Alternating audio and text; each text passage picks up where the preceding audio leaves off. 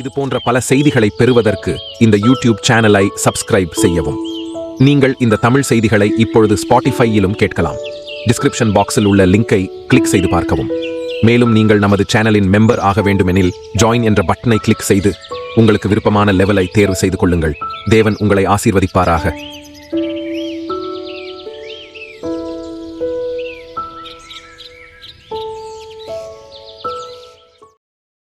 நீங்கள் உட்காரலாம். சகோதரன் மூர் அவர்களையும் இன்னும் அநேகரையும் மேடையின் மேல் கண்டபோது நான் உணர்ச்சி வசப்பட்டேன். இந்நண்பர்களை நான் அங்கே ஆண்டுகளாக அறிவேன். இன்றிரவு அவர்களை இங்கு காண்பது ஒரு பெருத்த ஸ்லாக்கியம் என்று கருதுகிறேன். எனக்கு பின்னால் அமர்ந்துள்ள இத்தகைய மகத்தான வேத பண்டிதர்களின் முன்னிலையில் பேசுவதற்கு நான் மிகவும் சிறியவன் என்று உணர்கிறேன். நான் எதையாகிலும் தவறாக கூறினால் ஒரு கால் அவர்களை திருத்துவார்கள் என்று நம்புகிறேன். ஒரு குறிப்பிட்ட நபர் சகோதரி ரோஸ் இங்கு வந்துள்ளதை குறித்து நாங்கள் இன்றிரவு மிக்க மகிழ்ச்சி அடைகிறோம். நாங்கள் வந்து கொண்டிருந்த போது சகோதரி ஷோர்ஸ் அவருடனும் அவருடைய உதவியாளருடனும் பகல் உணவு அறிந்துவிட்டு திரும்பி வந்து கொண்டிருந்தோம். அப்போது சகோதரி ரோஸ் மிகவும் வியாதியுற்று இருப்பதாக சகோதரி வில்லியம்ஸ் கூறினார். அவளை காண நாங்கள் சிறிது நேரம் அங்கு சென்றிருந்தோம். அவள் உண்மையாகவே மிகவும் வியாதிப்பட்டிருந்தால். அவளுக்கு கடுமையான ஜுரம் இருந்தது. நாங்கள் முழங்காற்படியிட்டு ஒரு சில வார்த்தைகளை கூறி ஜெபித்தோம். ஆண்டவர் எங்களுடன் பேசி அவள் சுகமடைந்து நாளை இரவு கூட்டத்துக்கு வருவாள் என்று கூறினார். இதோ அவள் இன்றிரவு இங்கே உட்கார்ந்து கொண்டிருக்கிறாள். அது உண்மை. சகோதரி ரோஸ், எழுந்து நில்லுங்கள். எல்லோரும் உங்களை காணட்டும். நாங்கள் ஆண்டவருக்கு நன்றியுள்ளவர்களாய் இருக்கின்றோம். அவள் படுத்த படுக்கையா இருந்தாள். எல்லாவற்றிலும் பிசாசு என்னை மேற்கொண்டு விட்டான். இங்கு வந்ததும் எனக்கு வியாதி வந்து விட்டது என்றால் ஏதோ தொண்டை சம்பந்தமான நோய். ஆனால் ஆண்டவர் அவளை சுகமாக்கினார். அதற்காக நாங்கள் மகிழ்ச்சி அடைந்து அன்புள்ள ஆண்டவருக்கு நன்றி செலுத்துகிறோம். ஆனால் ஆண்டவர் அவளை சுகமாக்கினார். அதற்காக நாங்கள் மகிழ்ச்சி அடைந்து அன்புள்ள ஆண்டவருக்கு நன்றி செலுத்துகிறோம். நாம் அற்புதமான நேரங்களை கழித்தோம். நாளை இரவு நாங்கள் ராமதாவுக்கு செல்கிறோம். மறக்க வேண்டாம், நாளை இரவு கூட்டம் இங்கில்லை, ராமதாவில் நடைபெறும் கன்வென்ஷன் கூட்டங்கள் அதற்கு அடுத்த இரவு ஆரம்பமாகின்றன. ஆகவே இன்னும் ஒரு இரவு நீங்கள் என்னுடன் பொறுத்துக் கொள்ள வேண்டும். நேற்று இரவு நான் அதிக நேரம் பேசிவிட்டேன். இந்த ஆண்டு தொடக்கத்தில் இனிமேல் நான் 3, 4, 5 மணி நேரம் பிரசங்கம் செய்வதற்கு பதிலாக 30 அல்லது 40 நிமிடங்கள் மாத்திரமே பிரசங்கம் செய்வேன் என்று தீர்மானம் செய்தேன். நேற்று இரவு நான் உங்களிடம் கூறின விதமாகவே ஞாயிறன்று என் மனைவி நீங்கள் உண்மையாகவே அதை கடைபிடித்தீர்கள் என்றால். ஆனால் நேற்றிரவு நான் அதை பாழாக்கி விட்டேன். 30 நிமிடங்களுக்கு பதிலாக நான் 55 நிமிடங்கள் பேசிவிட்டேன். இன்றிரவு நாங்கள் வந்து கொண்டிருக்கும் போது நீங்கள் எந்த பொருளின் பேரில் பேசப் போகிறீர்கள் என்று பெல்லி கேட்டான். நான் 4 அல்லது 5 வித்தியாசமான பொருளின் பேரில் குறிப்புகளும் வேத வாக்கியங்களும் எழுதி வைத்திருக்கிறேன். அங்கு சென்ற பின்பு எப்படி இருக்கிறது என்று நாம் பார்ப்போம் என்றேன். வியாதிஸ்தர்களுக்காக ஜெபம் செய்வதாக நீங்கள் வாக்களித்துள்ளீர்களே என்று அவன் சொன்னான். நான் ஆமையா என்றேன். எவ்வளவு அட்டைகள் வைத்திருக்கின்றாய் என்று கேட்டேன். 200 என்று பதிலளித்தான்.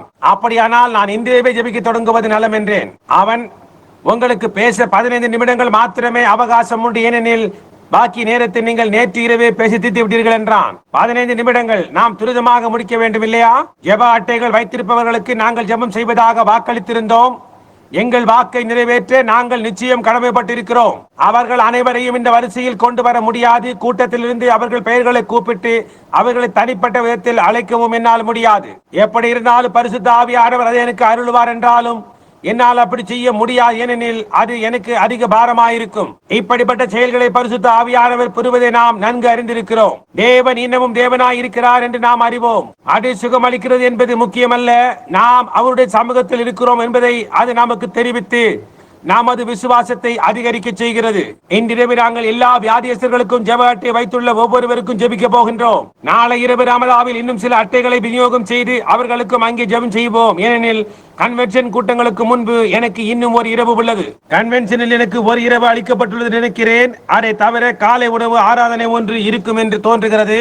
அங்கு காரியங்கள் எப்படி இருக்கும் என்பதை அது பொறுத்துள்ளது. பேச்சாளர்கள் ஒருவர் இன்னும் வரவில்லை நினைக்கிறேன். சகோதரன் ஹேம்பர்கி, கேஷியஸ் ஹேம்பர்கி. நான் அந்த பெயரை எப்பொழுதும் தவறாக உச்சரிக்கிறேன். அது ஜெர்மானிய பெயர் நினைக்கிறேன். நான் வழக்கமாக அதை தவறாக உச்சரிக்கிறதற்காக மன்னிக்கவும். நாம் கர்த்தருக்குள் அற்புதமான நேரத்தை கழித்தோம். இன்றிரவு அந்நியர் யாராகிலும் இங்கு இருப்பார்களே ஆனால் நீங்கள் வந்திருப்பதை குறித்து மகிழ்ச்சி அடைகின்றோம். கர்த்தர் உங்களை ஆசீர்வதிப்பார் என்று நம்புகிறோம். இன்றிரவு இவ்விடம் விட்டு செல்லும் போது கட்டிடத்தில் வியாதியஸ்தர்கள் ஒருவராகிலும் இருக்கக்கூடாது என்றும் கர்த்தர் தாமே தமது மகத்தான வல்லமுடன் இறங்கி வந்து வியாதிப்பட்டு அவதியுறும் அனைவரையும் சுகமாக்க வேண்டும் என்று ஜெபிக்கிறேன். சில நாட்களுக்கு முன்பு நான் விசேஷித்த பேட்டிகளில் அழைத்து அவருடன் பேசுவதுண்டு. அவைகளில் சில கடினமானவைகள். அதன் எண்ணிக்கை பெருகிக் கொண்டே வந்தது. கர்த்தரதை ஆசீர்வதித்துக் கொண்டே வந்தார். முடிவில் 300 அல்லது 400 பேர் பேட்டிகளாக காத்து கொண்டிருக்க அவர்கள் மனது புண்பட்டது. காத்து கொண்டிருப்பதன் காரணமாக அவர்கள் மனது புண்பட்டது. பேட்டிக்காக அவர்களுடைய அழைப்பு வருவதற்கு 1 அல்லது 2 ஆண்டுகள் ஆகிவிடுகின்றன. நாங்கள் அமர்ந்திருந்து அக்காரியம் என்னவென்று அவர் கூறும் வரைக்கும் காத்திருப்போம். இத்தகைய விசேஷித்த பேட்டிகளில் பங்கு கொண்டவர்கள் இன்றிரவு இங்கு அமர்ந்திருப்பார்கள் என்பதில் சந்தேகமில்லை. அப்படி யாராயிலும் உண்டா? இருந்தால் உங்கள் கைகளை உயர்த்துங்கள். விசேஷித்த பேட்டிகளில் பங்கு கொண்டவர்கள் ஆம் உட்கார்ந்திருக்கின்றனர். நான் கூறுவது உண்மை என்று அவர்களுக்கு தெரியும். ஆண்டவர் என்ன கூறுவார், அது என்ன காரியம் என்று கூறுவார் என்று நாங்கள் காத்திருப்போம். சில நாட்களுக்கு முன்பு நான் இந்த விசேஷித்த பேட்டிகளை நிறுத்த வேண்டியதாயிற்று. தனிப்பட்ட பேட்டிகள் இனி வைக்க முடியாது என்று நான் பில்லியிடம் கூறினேன். பாருங்கள், இப்பொழுது நான் 2ஆம் தடவையாக 25 வயதை கடந்தேன். 3ஆம் தடவையை நோக்கி சென்று கொண்டிருக்கிறேன். நமக்கு வயதாகும் தோறும் முன்பு போல் காரியங்களை செய்ய முடிவதில்லை.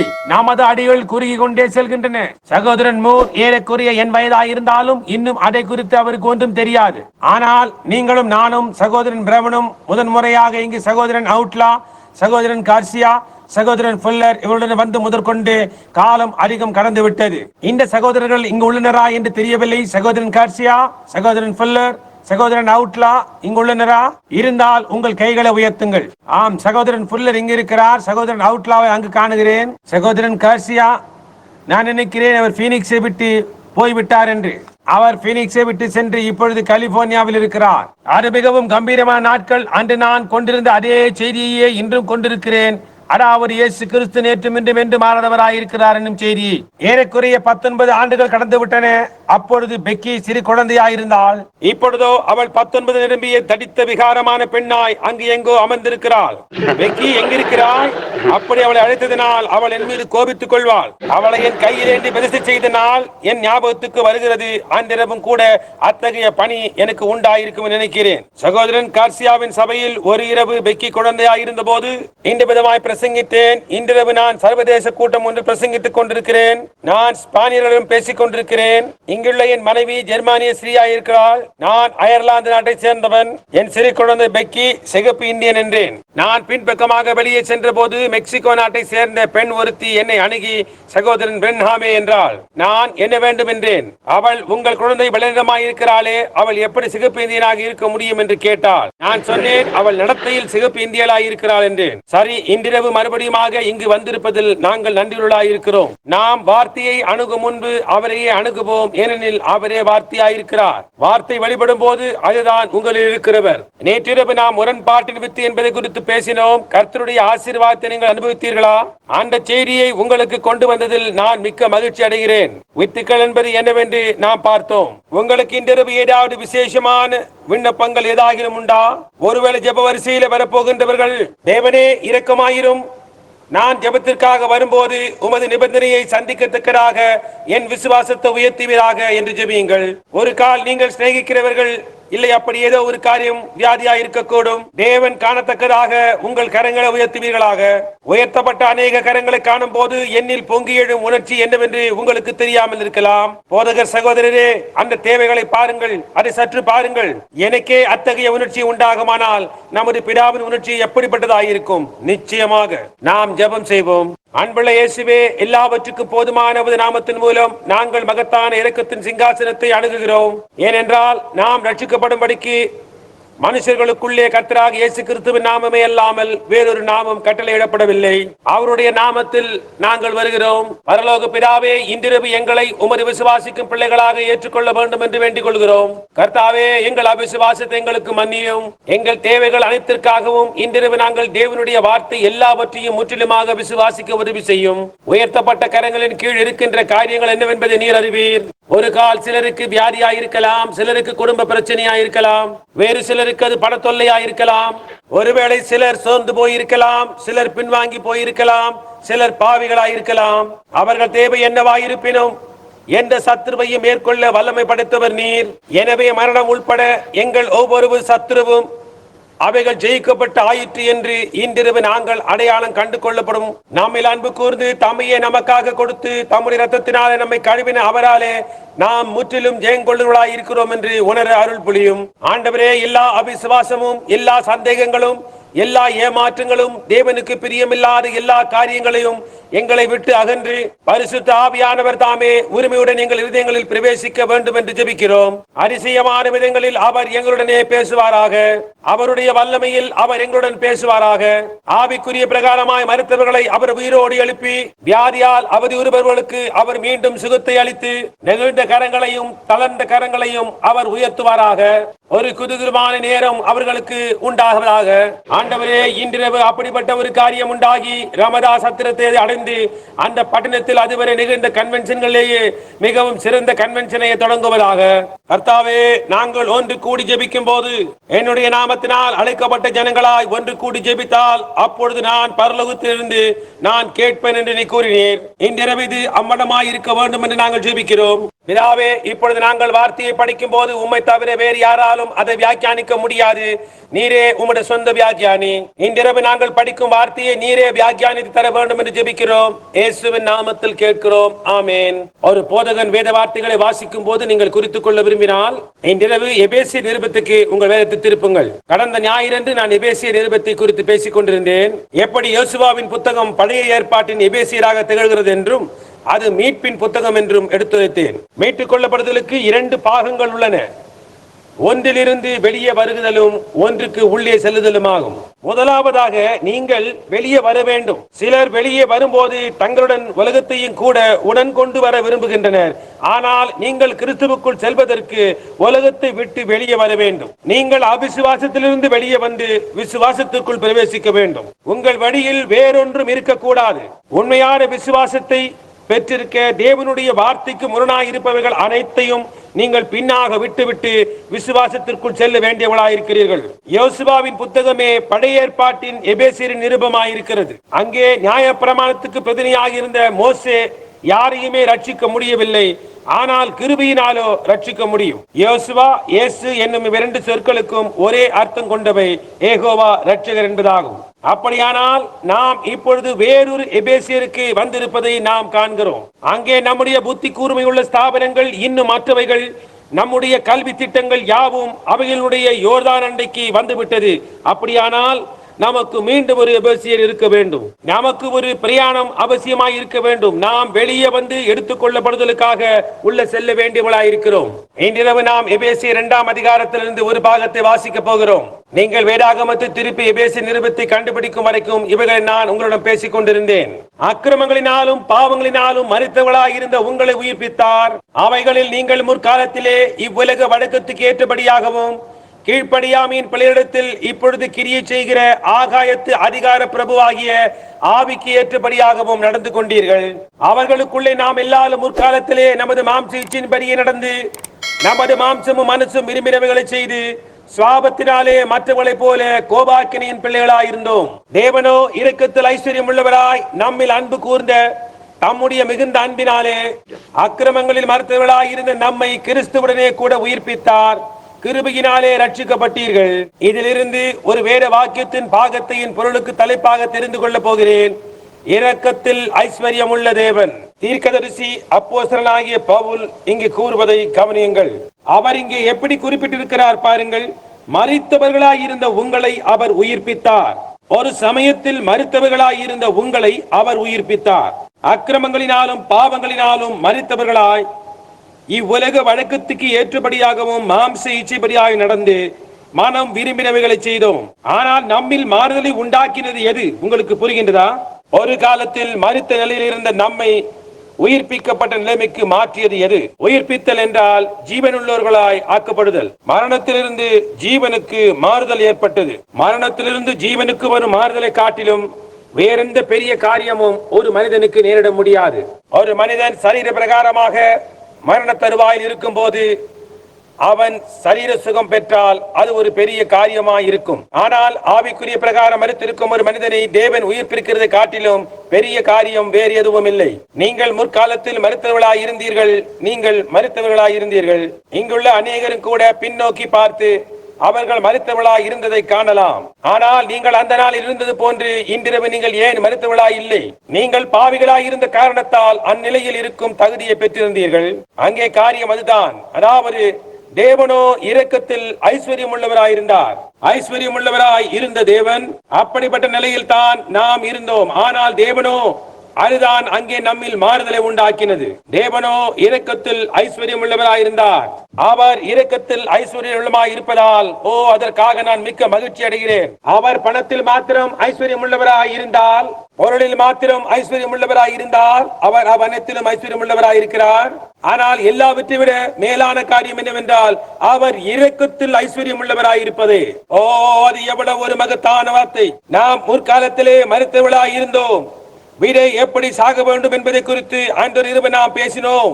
அந்த ஜீவ அணுவை சுற்றியுள்ள எல்லாமே சாக வேண்டும் என்பது மாத்திரமல்ல, அது செத்து அழுக வேண்டும். அது அழுகாமல் போனால் ஜீவிக்க முடியாது. அழுகுதல் என்பது முற்றிலுமாக அழிந்து போதல், உருத்தெரியாமல் போதல் என்று பொருள்படும். அதுபோன்று நமது சொந்த கருத்துக்களும் சிந்தனைகளும் முழுவதுமாக அழுகி அழிந்து போகும் நிலைக்கு வர வேண்டும். அப்பொழுது நமக்குள் இருக்கும் ஜீவானு உயிர் பெற்று வாழ துவங்கும். இங்கே நான் ஒரு போதகத்தை ஒரு கால் புகுத்தலாம். இந்த போதகத்தில் உங்களுக்கு நம்பிக்கை இல்லாவிட்டால் பரவாயில்லை. ஆனால் நான் இந்த போதகத்தை விசுவாசிக்கிறேன். அதாவது இவ்வுலகில் பிறக்கும் ஒவ்வொரு குழந்தையும் தேவனுடைய முன்னறிவு இல்லாமல் இவ்வுலகில் தோன்ற முடியாது. ஏனெனில் அவர் எல்லையற்றவர். அவருக்கு எல்லா காரியங்களும் தெரியும். அக்குழந்தை உலகில் பிறக்கும் போது அதற்குள் ஏதோ ஒன்று உள்ளது.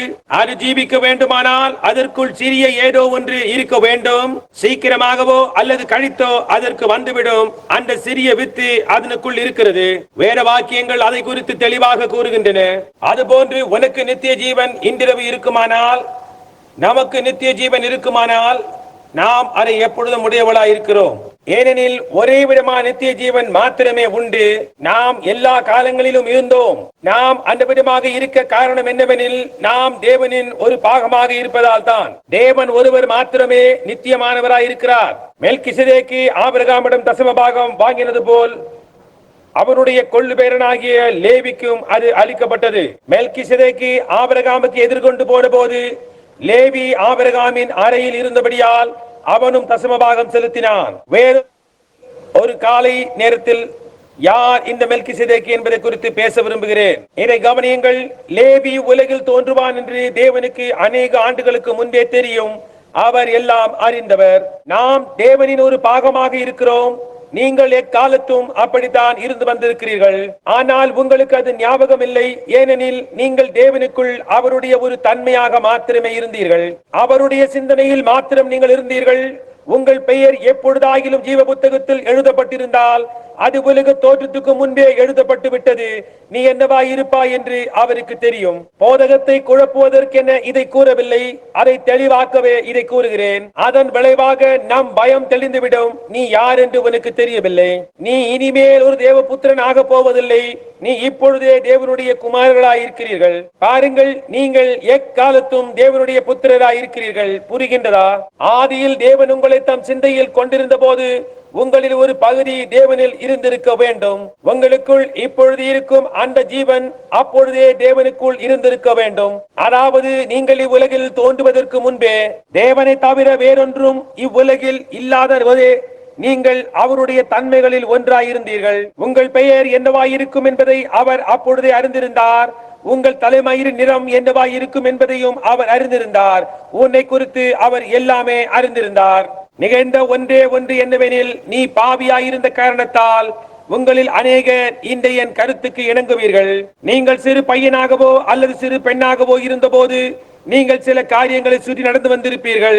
மற்ற சிறுவர்களை தொல்லைப்படுத்தாத செயல்கள் உங்களை தொல்லைப்படுத்தின. உங்களுக்குள் இருந்த ஏதோ ஒன்று அதற்கு விரோதமாக கூக்குரலிட்டது. தேவன் எங்கோ இருக்கிறார் என்றது. ஆயினும் நீங்கள் பாவிகளாய் இருந்தீர்கள். அந்த அனுபவம் உங்களுக்கு ஞாபகம் இருக்கின்றதா? நிச்சயமாக. அது என்ன? அதுதான் இப்பொழுது உங்களுக்குள் சிறு உருவத்தில் இருந்த ஜீவன். சில காலம் கழித்து நீங்கள் சுவிசேஷத்தை கேட்டீர்கள். நீங்கள் ஒரு கால் சபைக்கு சென்று இதையும் அதையும் கிரகித்துக் கொண்டு ஒரு ஸ்தாபனத்தை விட்டு மற்றொரு ஸ்தாபனத்துக்கு சென்றிருக்கலாம். நீங்கள் தேவனுடைய ஒரு பாகமாயிருந்த காரணத்தால் வார்த்தையின் ஒரு பாகமாகவும் இருந்தீர்கள். ஆனால் ஒரு நாள் நீங்கள் தேவனுடைய வார்த்தையை கேட்டபோது நீங்கள் எங்கிருந்து வந்தீர்கள் என்றும் சத்தியம் என்னவென்றும் அறிந்து கொண்டீர்கள். உங்களுக்குள் அந்த வித்து எப்பொழுதுமே இருந்தது. உலக தோற்றத்துக்கு முன்பு உங்களுக்குள் இருந்த அந்த வார்த்தையை தேவனுடைய வார்த்தை கண்டது. அப்பொழுது நீங்கள் வார்த்தையை கண்டு நீங்கள் அதனிடத்திற்கு வந்தீர்கள்.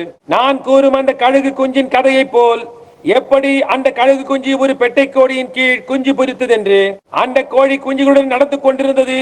பெட்டை கோழியின் சத்தத்தை என்னவென்று கழுகு குஞ்சுக்கு புரியவே இல்லை. கோழி குஞ்சுகள் தங்கள் தீனியை புழக்கடையில் பொறுக்கிக் கொண்டிருந்தன. அவைகளால் எப்படி பொறுக்கி தின்ன முடிகிறது என்று கழுகு குஞ்சுக்கு புரியவே இல்லை. ஆனால் அதற்குள் இருந்த ஏதோ ஒரு காரியமானது கோழி குஞ்சின் தன்மையை விட வித்தியாசமானதாய் காணப்பட்டது. ஏனெனில் தொடக்கத்திலேயே அது கழுகாக இருந்தது. அது உண்மை.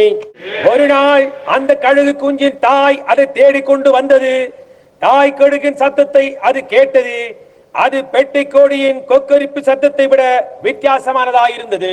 மறுபடியுமாய் பிறந்த ஒவ்வொரு விசுவாசிக்கும் அது அந்த விதமாகத்தான் இருக்கிறது.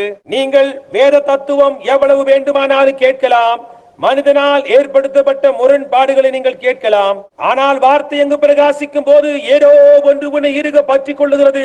நீ அதற்குள் வந்து விடுகின்றாய். முற்காலத்திலே பாவத்திலே மரித்தவர்களாய் இருந்த உங்களை அந்த ஜீவனை அவர் உயிர்ப்பித்தார். உயிர்ப்பிக்க வேண்டுமானால் முதலாவதாக அங்கு ஒரு ஜீவன் இருக்க வேண்டியது அவசியமாயிருக்கிறது. தேவன் தம்முடைய முன்னறிவின்படி எல்லாவற்றையும் அறிந்திருந்தார். நாம் தேவனுடைய குமாரரும் குமாரத்திகளுமாய் ஆவதற்கு முன்குறிக்கப்பட்டிருந்தோம். முற்காலத்திலே அக்கிரமங்களினாலும் பாவங்களினாலும் மறுத்தவர்களாய் இருந்த உங்களை நாம் எல்லாரும் முற்காலத்தில் அப்படித்தான் இருந்தோம். ஆனால் அவர் நம்மை உயிர்ப்பித்தார். அவளை நோக்கி பாருங்கள். அவன் ஒரு மகத்தான வேத பண்டிதனாயிருந்தான். ஆனால் அவன் வார்த்தையாகிய இயேசுவை முகமுகமாய் சந்தித்த போது அது அவனை உயிர்ப்பித்தது.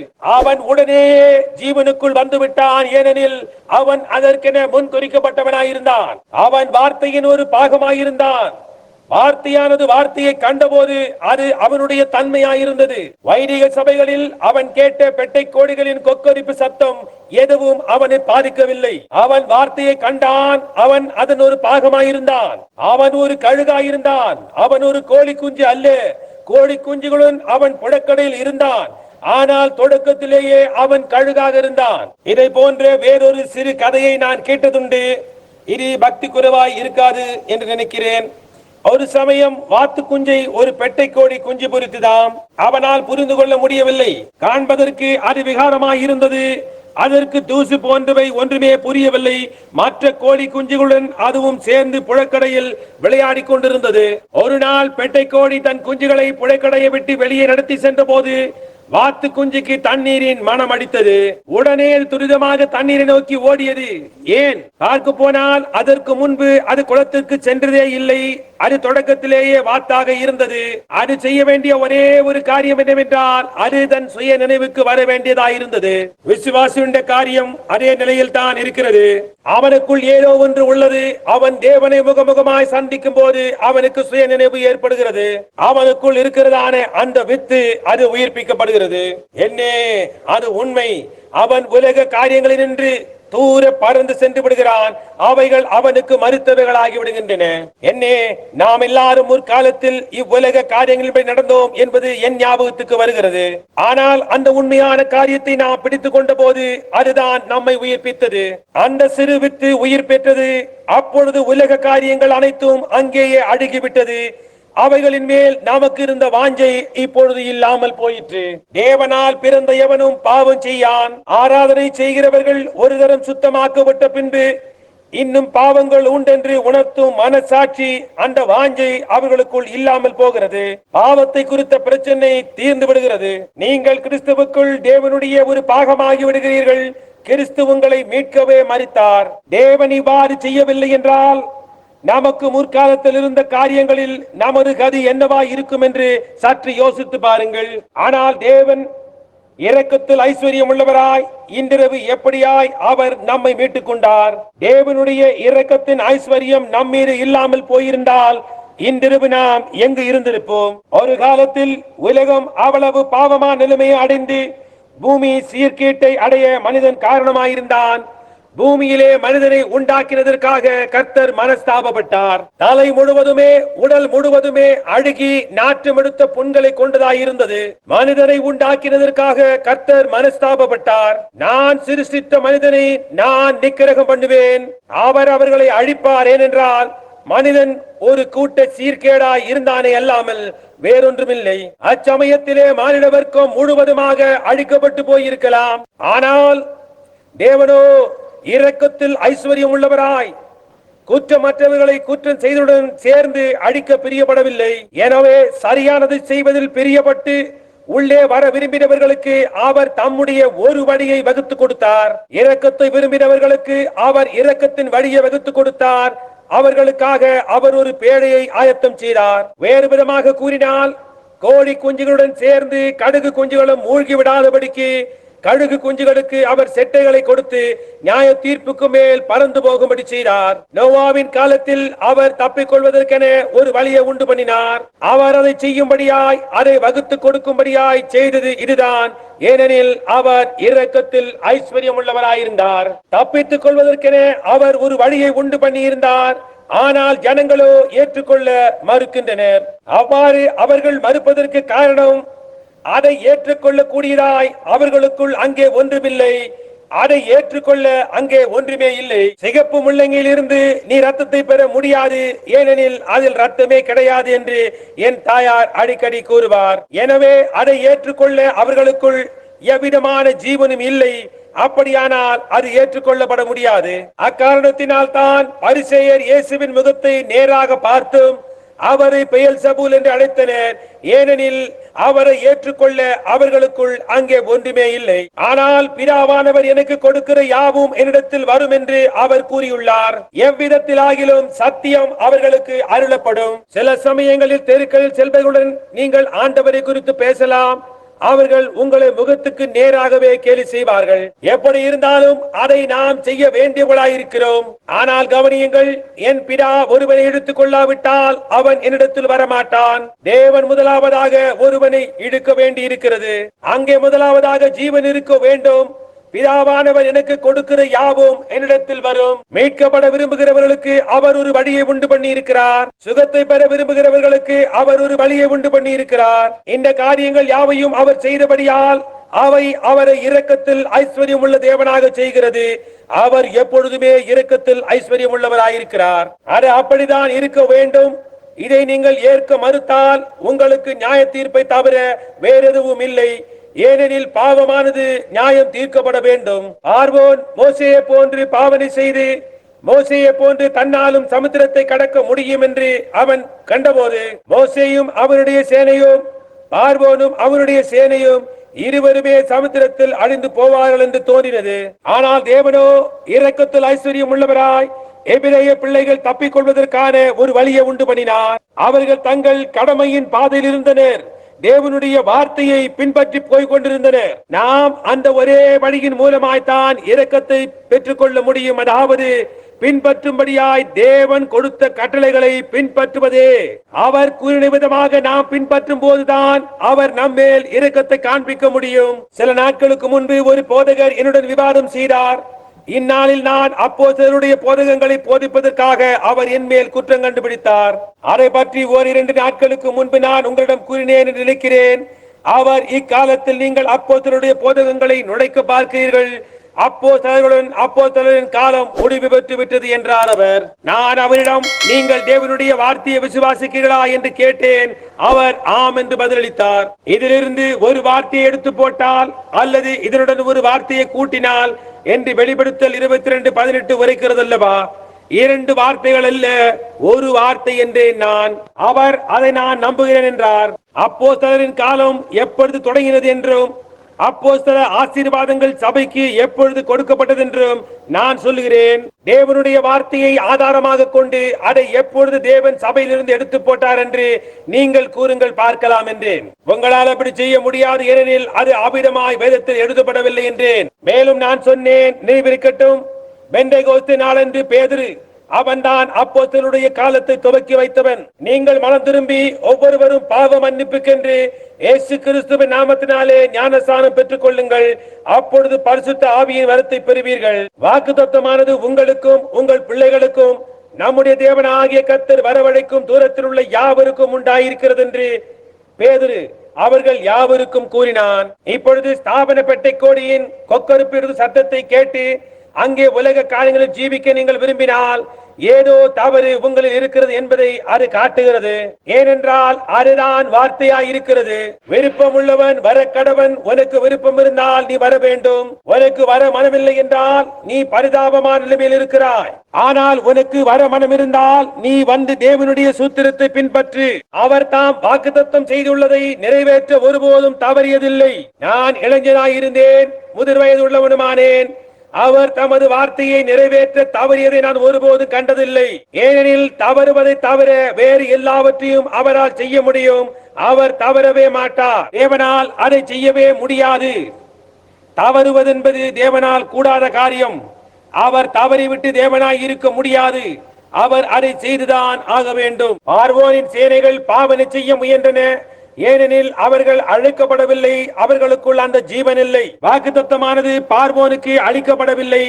வாக்குத்தத்தம் பண்ணப்பட்ட தேசத்தை அவன் சுதந்திரிப்பான் என்று அவனுக்கு வாக்களிக்கப்படவில்லை. அதுபோன்று உண்மையான விசுவாசியை பாவனை செய்ய முயலும் போலியான எவனும் அதை ஒரு பரிகாசமாக்கி விடுகிறான். இன்றைய மத சம்பந்தமான முறைமைகள் இடையே உள்ள தவறு அதுதான். அநேகர் இன்றைக்கு பரிசுத்த ஆவியை பாவனை செய்ய முயல்கின்றனர். அநேகர் இன்றைக்கு ஞானசானத்தை பாவனை செய்ய முயல்கின்றனர். அநேகர் இன்றைக்கு அப்போஸ்தலரின் காலத்தை பாவனை செய்ய முயல்கின்றனர். இவைகள் விசுவாசிகளுக்கு மாத்திரமே. அது மட்டுமே. தேவன் இரக்கத்தில் ஐஸ்வர்யம் உள்ளவராய் தமது பிள்ளைகள் அழிந்து போக கூடாது என்று எண்ணி ஒரு வழியை உண்டு பண்ணி இருக்கிறார். அவர்களுக்காக ஒரு வழியை அவர் வகுத்துள்ளார். மோசேயை பின்தொடர முயன்ற பார்வோன் மோசேயும் அவருடைய குழுவையும் காப்பாற்றின அதே சமுத்திரத்தில் மூழ்கி மாண்டான். மோசே மூழ்கி மரிக்கவில்லை. ஏனென்றால் அவருடைய நியமிக்கப்பட்ட வழியை பின்பற்றுகிறவர்களுக்கு தேவன் இரக்கத்தில் ஐஸ்வர்யம் உள்ளவராயிருக்கிறார். ஆமென். நான் என்ன கூறுகிறேன் என்று உங்களுக்கு புரிகிறதா? இன்றிரவில் தெய்வீக சுகமளித்தலில் விசுவாசம் இல்லாதவர்கள், பரிசுத்த ஆவியின் அபிஷேகத்தில் விசுவாசம் இல்லாதவர்கள் எப்படி எதையாகிலும் பெற்றுக் கொள்ள முடியும்? அவரை பின்பற்றுபவர்களுக்கு மாத்திரம் தேவன் இரக்கத்தில் ஐஸ்வர்யம் உள்ளவராயிருக்கிறார். ஒரு கோட்பாட்டை பின்பற்றுபவர்களுக்கு அல்ல, தேவனை பின்பற்றுபவர்களுக்கு. தேவன் வார்த்தையாயிருக்கிறார். வார்த்தை மாமிசமாகி நமது மத்தியிலே வாசம் பண்ணினார். தேவனுடைய மற்ற தன்மைகளை வெளிக்கொணர்வதற்கென நம்மிடையே வாசம் பண்ணினார். இயேசு தேவனுடைய சரீரமாய் ஒரு தன்மையாயிருந்தார். அவர் கடந்து போவதை மோசே கண்டான். அவருடைய பின்பாகத்தை அவன் கண்டான். அவருடைய முகத்தை யாருமே கண்டதே இல்லை. ஆனால் இப்பொழுதோ அவரை நாம் கண்டிருக்கிறோம். அவரை பலியாக காண்கிறோம். அவர் தேவனுடைய ஒரு தன்மையாக வார்த்தையாக வெளிப்பட்டார். அவர் வார்த்தையாக தான் இருந்தார். விசுவாசிக்கிற எவனும் தேவனிடத்தில் வரும்போது அவன் தேவனுடைய வார்த்தையின் ஒரு தன்மையாக ஆகிவிடுகிறான். அந்நாளுக்கென வாக்குத்தத்தம் பண்ணப்பட்டுள்ள வார்த்தையை வெளிப்படுத்த அவன் உபயோகிக்கப்படுகிறான். புரிகின்றதா? அது உண்மை. புரிகின்றதா? அது உண்மை. இரக்கத்தில் ஐஸ்வர்யம் உள்ள தேவன் சாட்சி எதுவுமின்றி நம்மை விட்டதே கிடையாது. அவர் இரக்கத்தில் ஐஸ்வர்யம் உள்ளவர். தேவன் மோசேக்கு சிவந்த சமுத்திரத்தில் அவ்வளவு இரக்கம் உள்ளவராய் இருந்தார் என்று நாம் பார்க்கிறோம். பின்னர் அவர் யாத்திராகமம் 19:4 நான் உங்களை கழுகுகளுடைய செட்டைகளின் மேல் சுமந்து உங்களை என்னண்டையிலே சேர்த்துக் கொண்டேன் என்றார். கழுகுகளுடைய செட்டையின் மேல் சுமந்து உங்களை என்னண்டையிலே சேர்த்துக் கொண்டேன். சிவந்த சமுத்திரத்தின் நடுவில் வேறு சில மனிதர்கள் இருந்தனர். அவர்கள் பாவனை செய்ய முயன்றனர். ஆனால் என்ன நேர்ந்தது? இஸ்ரவேலரை மாத்திரம் அவர் கழுகுகளுடைய செட்டைகளின் மேல் சுமந்து சென்றார். தேவன் எப்பொழுதுமே தமது தீர்க்கதரிசிகளை கழுகுகளுக்கு ஒப்பிடுகிறார். அது என்ன?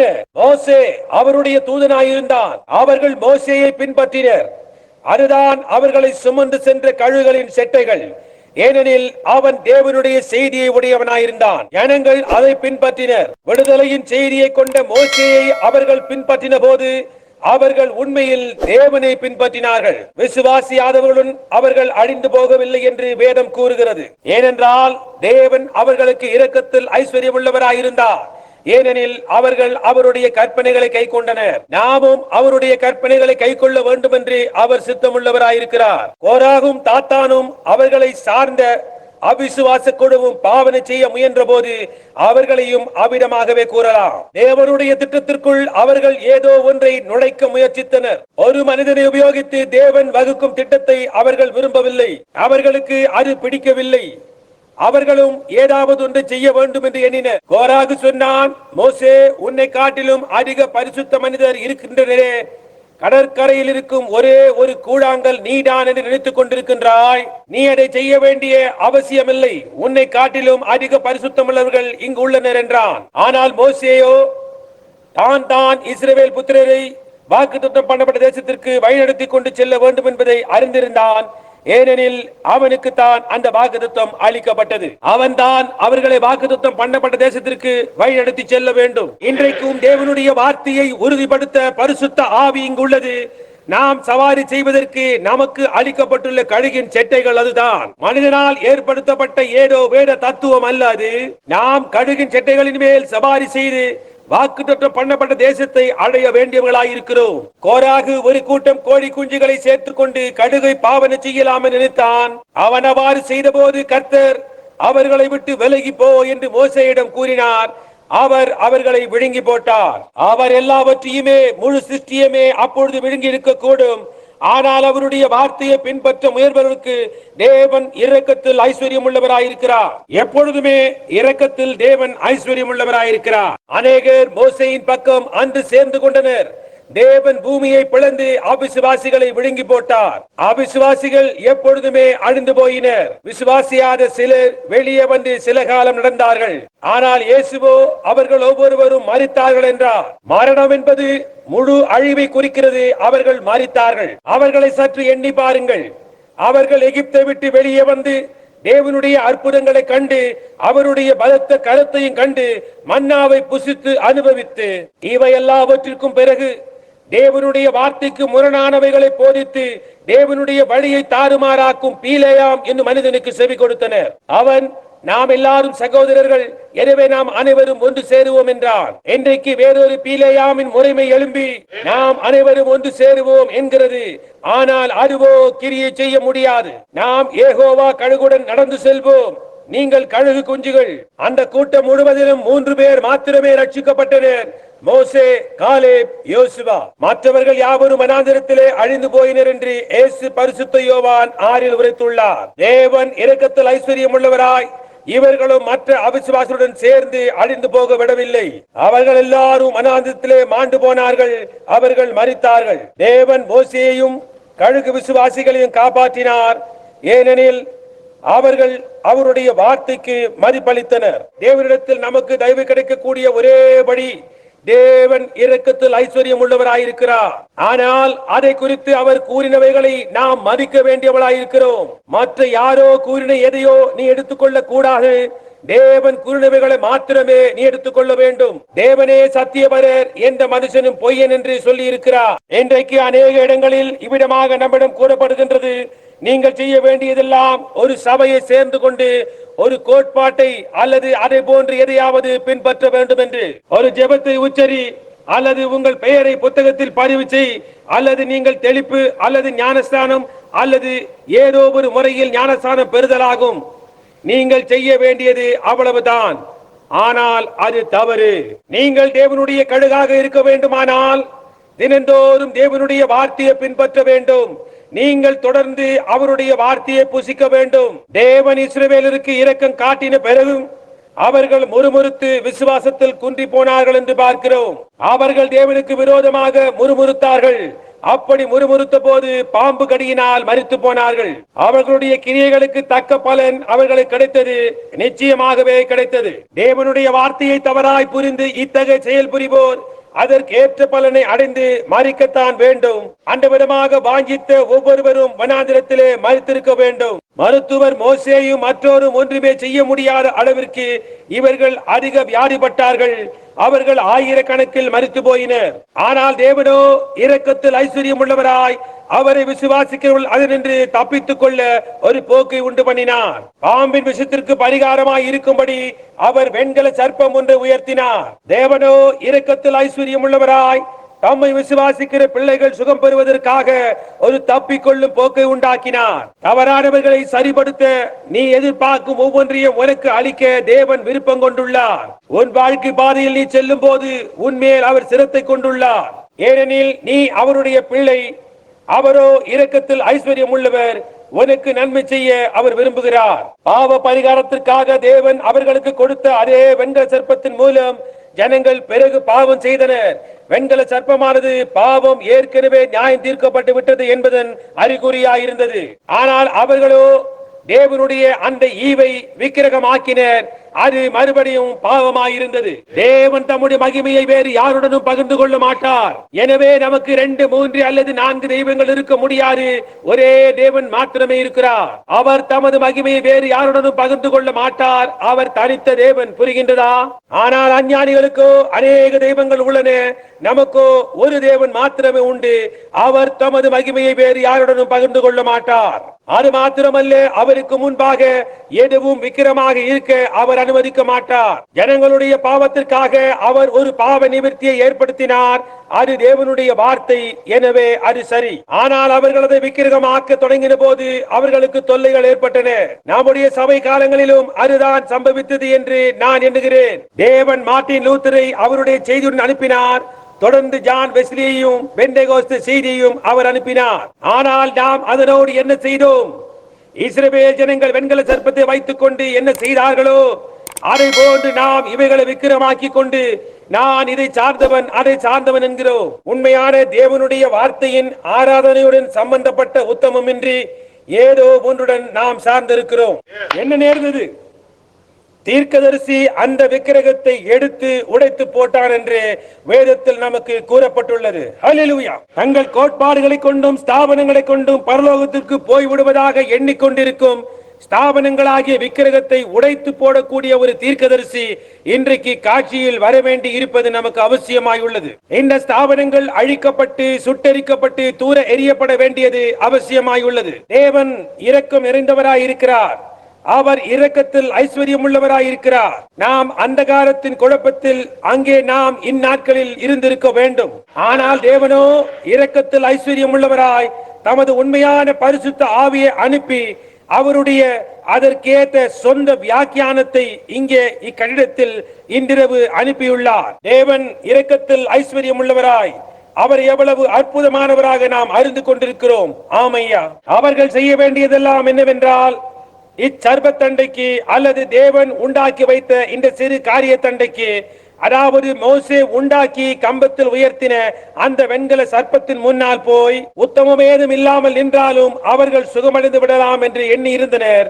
அவர்கள் அங்கு நின்று கொண்டு அதையே நோக்கி பார்த்து கொண்டிருந்தனர். இப்படியே வழக்கமாக செய்து அதை விக்கிரகமாக்கி கொண்ட போது தேவன் ஒரு தீர்க்கதரிசி அனுப்பி அதை அழித்து போட்டார். வனாந்திரத்தில் அந்த வெண்கல சர்ப்பத்தை நோக்கி பார்க்க மறுத்த அனைவரும் அழிந்து போனார்கள். தேவன் ஒரு போக்கை உண்டு பண்ணி இருக்க நீ அதை நோக்கி பார்க்க மறுத்தால், நீ வீதியில் உட்கார்ந்து கொண்டிருந்தால், நீ ஏதோ ஒரு கோட்பாட்டை பற்றி கொண்டு நேராக தேவனுடைய வார்த்தையை நோக்கி பார்த்து அது சரியா அல்லது தவறா என்று பார்க்க மறுத்தால், அதை நோக்கி பார்க்க மறுத்தவர் அனைவருமே அடைந்து போயினர். தேவன் ஒருபோதும் மாறாதவர். அதை நோக்கி பார்க்க மறுத்தவர் யாவரும் அழிந்து போயினர். இன்றும் காரியம் அவ்விதமாகவே உள்ளது. அதன் பிறகு ஜனங்கள் பாவம் செய்து எப்பொழுது போல அதனின்று ஒரு விக்கிரகத்தை உண்டாக்கி உத்தமமான மனப்பான்மை இல்லாமலேயே சுகத்தை பெற முயன்றனர். இன்று நாம் செய்வது போல அவர்களும் ஏதோ ஒன்றை சார்ந்திருந்தனர். ஆனால் வித்தியாசம் என்னவென்று நாம் பார்க்கும் போது, அந்த காலத்திற்கு ஒரு நல்ல பாவ பரிகாரமாகவும் நல்ல அடையாளமாகவும் இருந்தது. அந்த காலத்துக்கு அது ஏற்றதாயிருந்தது. ஆனால் அது அந்த காலத்திற்கு மாத்திரம், அந்த பிரயாணத்தின் போது மாத்திரம் இருக்க வேண்டியதாயிருந்தது. அந்த பிரயாணத்தின் போது மாத்திரமே அது கிரியை செய்யும். அதுபோன்று மார்ட்டின் லூத்தர் கொண்டு வந்த நீதிமானாக்கப்படுதல் எனும் செய்தி லூத்தரின் காலத்துக்கு உகந்தது. அது அதன் காலம் வரைக்கும் தான். வெஸ்லியின் காலத்தின் பரிசுத்தமாக்கப்படுதல் என்னும் செய்தி அருமையானது. அது அதன் காலம் வரைக்கும் தான். பின்பு நாம் பெந்தேகோஸ்தே காலத்துக்கு வருகிறோம். வரங்கள் புதுப்பிக்கப்படுதல் என்பது மிகவும் அருமையானது தான். அது அந்த காலத்திற்கு மிகவும் சிறந்ததாக அமைந்திருந்தது. ஆனால் இப்பொழுது நாம் அதை கடந்து போய் கொண்டிருக்கிறோம். உலகம் இருப்பது எவ்வளவு நிச்சயமோ அவ்வளவு நிச்சயமாக நாம் அதை கடந்து போயிருக்கிறோம். இந்த காரியத்தை நாம் கடந்து போக வேண்டியவர்களாக இருக்கிறோம். ஏனெனில் அவர்கள் செய்தது போல நாமும் இதிலிருந்து ஒரு விக்கிரகத்தை உண்டாக்கி கொண்டு நான் இந்த ஒழுங்கு சேர்ந்தவன் அந்த ஒழுங்கு சேர்ந்தவன் என்று கூறிக்கொள்ளுகிறோம். அதை தூள் தூளாக உடைத்து சுக்குநூறாக கிழித்தெறிந்து தமது முழு வார்த்தையையும் உறுதிப்படுத்த தேவன் யாரை ஆகிலும் ஒருவரை அனுப்புவார். கவனியுங்கள், தேவனுக்கு துதி உண்டாவதாக. இப்பொழுது அது உண்மை என்று நாம் காண்கிறோம். தேவன் இரக்கத்தில் ஐஸ்வர்யம் உள்ளவராயிருக்கிறார். இதன் பிறகு தீர்க்கதரிசி இதை நிர்மூலமாக்கின போது சுகம் பெறுவதற்கு அல்லது பாவ நிவாரணத்திற்கு அவர்களுக்கு எவ்வித அடையாளமும் இல்லாமல் போனது. ஏனெனில் அவர்களுடைய விக்கிரகம் நொறுக்கப்பட்டது. ஆனால் தேவனோ இரக்கத்தில் ஐஸ்வர்யம் உள்ளவராய் இன்னொன்றை அவர்களுக்கு அளித்தார். அப்படி அவர் என்ன செய்தார்?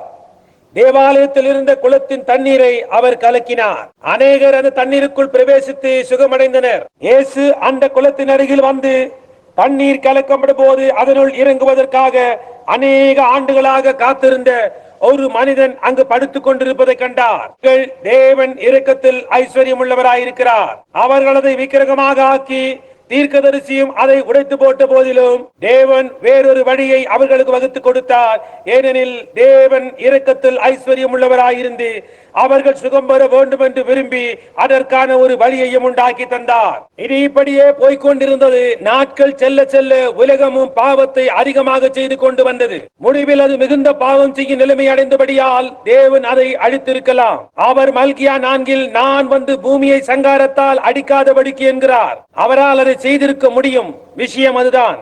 ஆனால் தேவனோ இரக்கத்தில் ஐஸ்வர்யம் உள்ளவராய் ஒரு இரட்சகரை இயேசு கிறிஸ்துவை அனுப்பினார். அவர் இயேசு கிறிஸ்துவை இரட்சகராகவும் நோய்களை குணமாக்கும் பரிகாரியாகவும் அனுப்பினார். அவர் சர்ப்பமானது மோசேயினால் வனாந்திரத்திலே உயர்த்தப்பட்டது போல மனுஷகுமாரனும் அதே நோக்கத்திற்காக உயர்த்தப்பட வேண்டும் என்றார். நம்முடைய பாவ நிவாரணமாகிய அவர், அதைதான் நாம் உரிமை கோருகிறோம். அதை அல்லாமல் வேறொன்றுமில்லை. இயேசு தமது இரத்தத்தினால் எவைகளை சம்பாதித்தாரோ அவைகளின் பேரில் நமக்கு உரிமை உண்டு. நம்முடைய மீறுதல் நிமித்தம் அவர் காயப்பட்டு நம்முடைய அக்கிரமங்கள் நிமித்தம் அவர் நொறுக்கப்பட்டார். நமக்கு சமாதானத்தை உண்டு பண்ணும் ஆக்கினை அவர் மேல் வந்தது. அவருடைய தழும்புகளால் குணமாகிறோம் என்று வேதம் கூறுகின்றது. அதன் மேல்தான் நாம் உரிமை கோருகிறோம். ஏனென்றால் நாம் நிற்கின்றதான அந்த பாவ நிவாரண பலி அதுவே நமக்காக கட்டளையிடப்பட்டது. தேவனோ இரக்கத்தில் ஐஸ்வர்யம் உள்ளவராயிருக்கிறார். இதுதான் நித்தியமான பாவ பரிகாரமாய் இருக்கிறது. ஏனென்றால் அவரே வந்து விட்டார். ஒரு நித்தியமான பாவ பரிகாரத்தை ஏற்படுத்த தேவன் தாமே பாவமான மாமிச சரீரத்தில் தோன்றி மாமிசத்தில் வேதனைப்பட்டு பாவ நிவாரண பலியை செலுத்தி அந்த பாவ நிவாரணத்தை உறுதிப்படுத்த பரிசுத்த ஆவியின் ரூபத்தில் திரும்ப வந்திருக்கிறார். வெண்கல சர்ப்பமோ கலக்கப்பட்ட தண்ணீரோ அதை செய்ய முடியவில்லை. ஆனால் அவை யாவும் அந்த பரிபூர்ண பாவ நிவாரண பலியை சுட்டி காண்பித்தன. தேவன் இரக்கத்தில் ஐஸ்வர்யம் உள்ளவராய் இதை நமக்கு செய்தார். நாம் சபையின் காலங்கள் அனைத்தையும் கடந்து இந்நாட்களுக்கு வந்து அதிலிருந்து எல்லாவற்றையும் விவரித்து காட்டியுள்ளோம். நாம் நாட்களில் உள்ள வேத பண்டிதர்கள் இந்நாட்களின் முக்கியத்தை காண தவறிவிட்டனர். இவையாவும் வேறொரு காலத்துக்கு உரியது, வேறொரு நாட்களுக்கு உரியது, வேறு எதற்கோ ஏதோ கடந்து போன காலத்திற்கோ உரியது என்று அவர்கள் விளக்கம் தெரிவித்து அதை அசட்டை செய்து விடுகின்றனர். அதுபோன்றே அவர்கள் தெய்வீக சுகமளித்தலை குறித்தும் கூறுகின்றனர். யாருக்கும் அதன் பேரில் நம்பிக்கை இருப்பதாக தெரியவில்லை. அவர்கள் அதை ஏளனம் செய்கின்றனர். கடந்த 20 ஆண்டு காலமாக அவர்கள் இவ்வாறு கேலி செய்து கொண்டு வருகின்றனர். பெந்தேகோஸ்தியினர் அதை விட்டு அகன்று சென்று விட்டனர். தொடக்கத்தில் அதன் பேரில் நம்பிக்கை இருந்து வந்தது. இப்பொழுதோ அவர்கள் அதை விட்டு அகன்று சென்று விட்டனர். அவர்கள் எப்படி அகன்று சென்றனர் என்று பாருங்கள். அவர்களுக்கு ஸ்தாபன பைத்தியம் பிடித்துவிட்டு அவர்கள் வெவ்வேறாக பிரிந்து ஒவ்வொருவரும் தனித்தனியே கோட்பாடுகளை உண்டாக்கி கொண்டனர். வெளிச்சமானது தோன்றின போது அதை ஏற்றுக்கொள்வதற்கு பதிலாக அவர்கள் தனித்தனியே கோட்பாடுகளையும் போதகங்களையும் உண்டாக்கி கொண்டு அதில் நிலைத்திருக்கின்றனர். அவர்கள் இவ்விதம் அகன்று சென்ற காரணத்தால் பரிசுத்த ஆவியானவர் அவர்களுடைய சபைகளுக்குள் பிரவேசிக்க முடியவில்லை. வெண்கல சர்ப்பத்தை போல் அவர்கள் மற்றொரு விக்கிரகமாக அது விக்கிரக ஆராதனையில் முடிந்தது. ஒவ்வொருவனும் நான் இதை சார்ந்திருக்கிறேன், அதை சார்ந்து விட்டேன் என்று சொல்ல தொடங்கிவிட்டான். அது விக்கிரக ஆராதனை. கடைசி காலத்தில் நாம் எத்தகைய குழப்பத்தில் இருக்கிறோம் பாருங்கள். ஆனால் தேவனோ இரக்கத்தில் ஐஸ்வர்யம் உள்ளவராய் அவர் செய்வேன் என்று வாக்களித்தபடியே பரிசுத்த ஆவியை நம்மேல் அனுப்பி இன்றிரவு அவருடைய வார்த்தையை உறுதிப்படுத்துகிறார். தேவன் இவைகளை செய்வேன் என்று வாக்களித்திருக்கிறார். அவர் என்ன செய்தார் என்று பாருங்கள். அவர் என்ன செய்துள்ளார் என்று பாருங்கள்.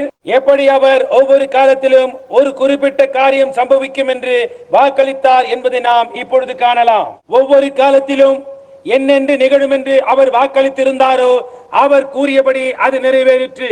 ஏனெனில் அவர் இரக்கத்தில் ஐஸ்வர்யம் உள்ளவரானதால் அவர் வாக்குத்தத்தம் செய்துள்ள ஒவ்வொரு வார்த்தையும் நிறைவேற்றுவதற்கு அவர் எப்பொழுதும் இரக்கமுள்ளவராயிருக்கிறார். அவர் தேவனாயிருக்க வேண்டுமானால் அவர் எப்பொழுதும் அப்படித்தான் செய்ய வேண்டும். அவர் இதை எப்பொழுதும் செய்கிறார். அவருடைய வார்த்தை அதன் காலத்தில் நிறைவேறும். அவர் பூமியில் விதைத்த விதை அவருடைய விதையே. அவர் என்ன செய்தார்? அவர் இதை இங்கு வார்த்தையில் விதைத்தார். அதுதான் விதை. ஒவ்வொரு காலத்தின் போதும் அந்த விதை முதிர்ந்தது. பின்னர் ஒரு சீர்திருத்தம் தோன்றுகிறது. அவர் அதை வாக்களித்தார், அதை அவர் நிறைவேற்றுகின்றார். இந்த காரியங்களுக்கெல்லாம் நாம் தகுதி உள்ளவர்கள் அல்ல. தேவனுடைய ஆசீர்வாதங்களை பெற நாம் அபாத்திரர். ஏனெனில் நாம் உலக காரியங்களை பின்பற்றி காயினுடைய தவறு செய்தோம். காயின் ஒரு அழகான பலிபீடத்தையும் ஒரு அழகான ஆலயத்தையும் கட்டினான். அந்த பலிபீடத்தின் மேல் அவன் பூக்களை வைத்தான். அதுதான் சரி என்று அவன் நினைத்தான். ஏதேன் தோட்டத்தில் அவன் பெற்றோர்கள் ஆப்பிள் அல்லது பேரிக்காய் அல்லது மாதுளம்பழத்தை தின்றதினால் விரட்டியடிக்கப்பட்டனர் என்று அவன் எண்ணி அதை தேவனுக்கு பலியாக செலுத்தினான். ஆனால் தேவனோ அதை புறக்கணித்தார். ஆனால் ஆபேலோ விசுவாசத்தினாலே காயினுடைய பலியிலும் மேன்மையான பலியை தேவனுக்கு செலுத்தினான். வேறாகவும் யூதாவின் நிருபத்திலே இவர்கள் காயினுடைய வழியில் நடந்து கோரா எடுத்து பேசின பாவத்துக்குள்ளாகி கெட்டு போனார்கள் என்று கூறுகிறது. பலிபீடங்களை கட்டுதல், ஆலயங்களை கட்டுதல், ஸ்தாபனங்களை உண்டாக்கி கொள்ளுதல், அறை அலங்காரப்படுத்துதல், மற்றவர்களுடைய அதிக அங்கத்தினர்களை சேகரித்தல், எல்லாவற்றையும் ஏற்றுக்கொண்டு மேலும் கீழுமாக குதித்து அல்லது கை குலுக்கி ஒரு பிரத்யேக முறையில் ஞானஸ்தானம் கொடுத்து அந்நிய பாஷை பேசி தரையினூடாக நடந்து அங்கத்தினரின் பெயர்களை புத்தகத்தில் எழுதி இவை அனைத்தும் சரி. ஆனால் அதே சமயத்தில் உண்மையான சத்தியத்தை புறக்கணித்து அதை மறுதளிக்கிறார்கள். அதை எப்படி முடியும்? கவனியுங்கள், நாம் எப்படிப்பட்ட குழப்பத்துக்குள் இருக்கிறோம் என்பதை. இவர்கள் பாலாமுடைய வழியில் நடந்து கோரா எதிர்த்து பேசின பாவத்துக்குள்ளாகி கெட்டு போனார்கள் என்று வேதம் கூறுகின்றது. எதிர்த்து பேசின பாவத்தினால் அழிந்து போனார்கள். கோரா என்ன எதிர்த்து பேசினான்? நீ ஒருவன் மாத்திர பரிசுத்த மனிதன் என்று எண்ணிக்கொண்டிருக்கிறாயா? ஏன்? நாங்கள் எல்லாருமே பரிசுத்தர்கள். முழு சபையுமே பரிசுத்தம் உள்ளதுதான். நாம் எல்லாரும் ஒன்று சேர வேண்டும். அதைதான் நாம் செய்ய வேண்டும். அப்படி செய்ததனால் தான் அவர்கள் அழிந்து போனார்கள். நாமும் அழிந்து போக வேண்டியவர்கள்தான் இருந்தோம். நாம் அதற்கு பாத்திரவான்களாய் இருந்தோம்.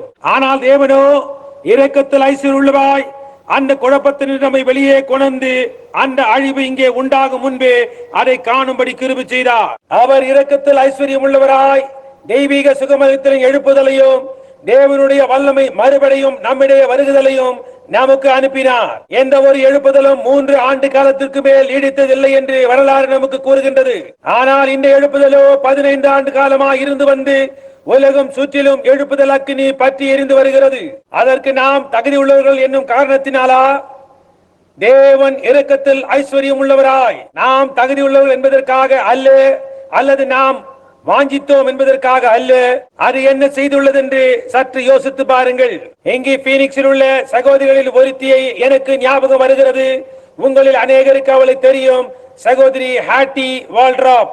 அவர்களுக்கு இருதய புற்றுநோய் இருந்தது. 15 அல்லது 18 ஆண்டுகளுக்கு முன்பு நானும் சகோதரன் மூரு முதன்முறையாக இங்கு வந்திருந்த போது அவள் ஜெப வரிசையில் இருந்தாள். இருதய புற்றுநோய் காரணமாக அவள் மரித்துக் கொண்டிருந்தாள்.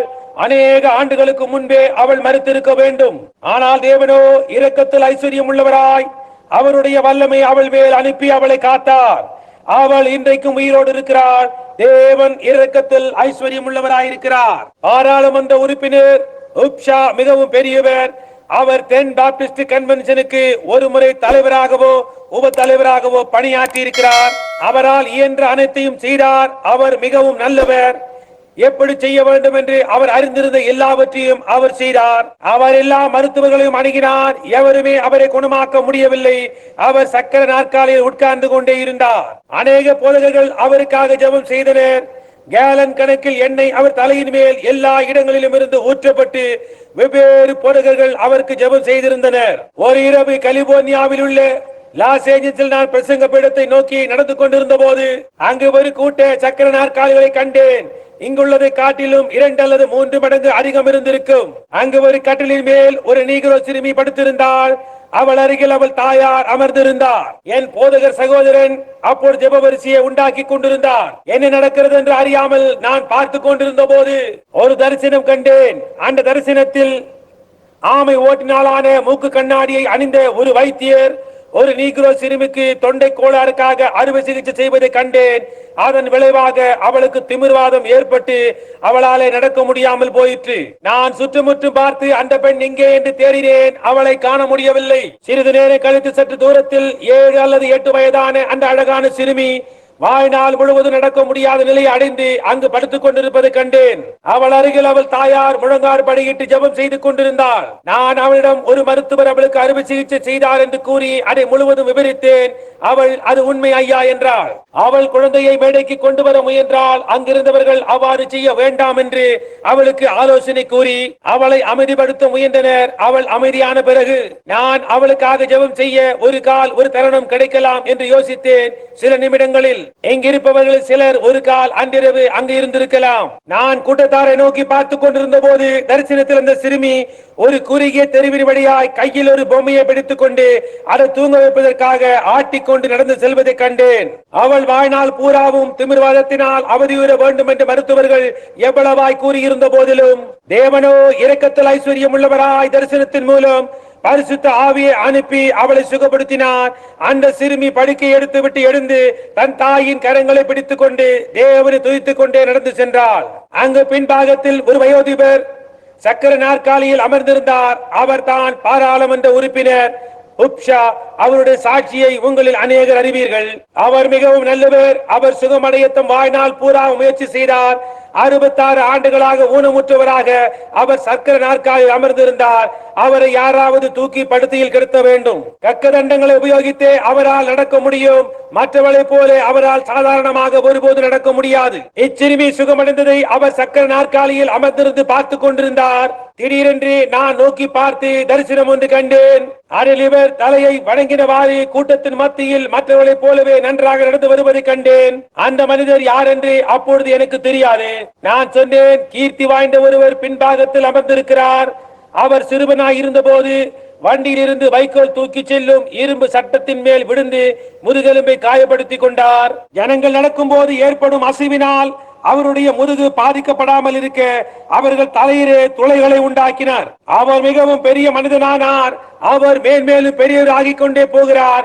இப்பொழுது அவர் ஜனாதிபதியின் வீட்டில் கூடும் அந்த மகத்தான குழுவின் அங்கத்தினராய் இருக்கிறார் என்றேன். அப்பொழுது அங்கிருந்த மனிதனிடம் அவர்தான் பாராளுமன்ற உறுப்பினர் உப்ஷா, அவரை குறித்து கேள்விப்பட்டிருக்கிறீர்களா என்று கேட்டார்கள். நான் கேள்விப்பட்டதில்லை என்றேன்.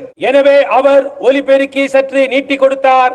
அவர்கள் இங்கும் அங்குமாக பேசிக் கொண்டிருந்தனர். நான் சுற்றுமுற்றும் பார்க்க துவங்கின போது அந்த வயோதிப பாராளுமன்ற உறுப்பினர் எழுந்து என்னை நோக்கி மற்றவர்களை போல் சாதாரணமாக நடந்து வருவதை நான் தரிசனத்தில் கண்டேன். தேவன் இரக்கத்தில் ஐஸ்வர்யம் உள்ளவராய் அவரை சக்கர நாற்காலிலிருந்து வெளியே இழுத்து நடக்க செய்தார்.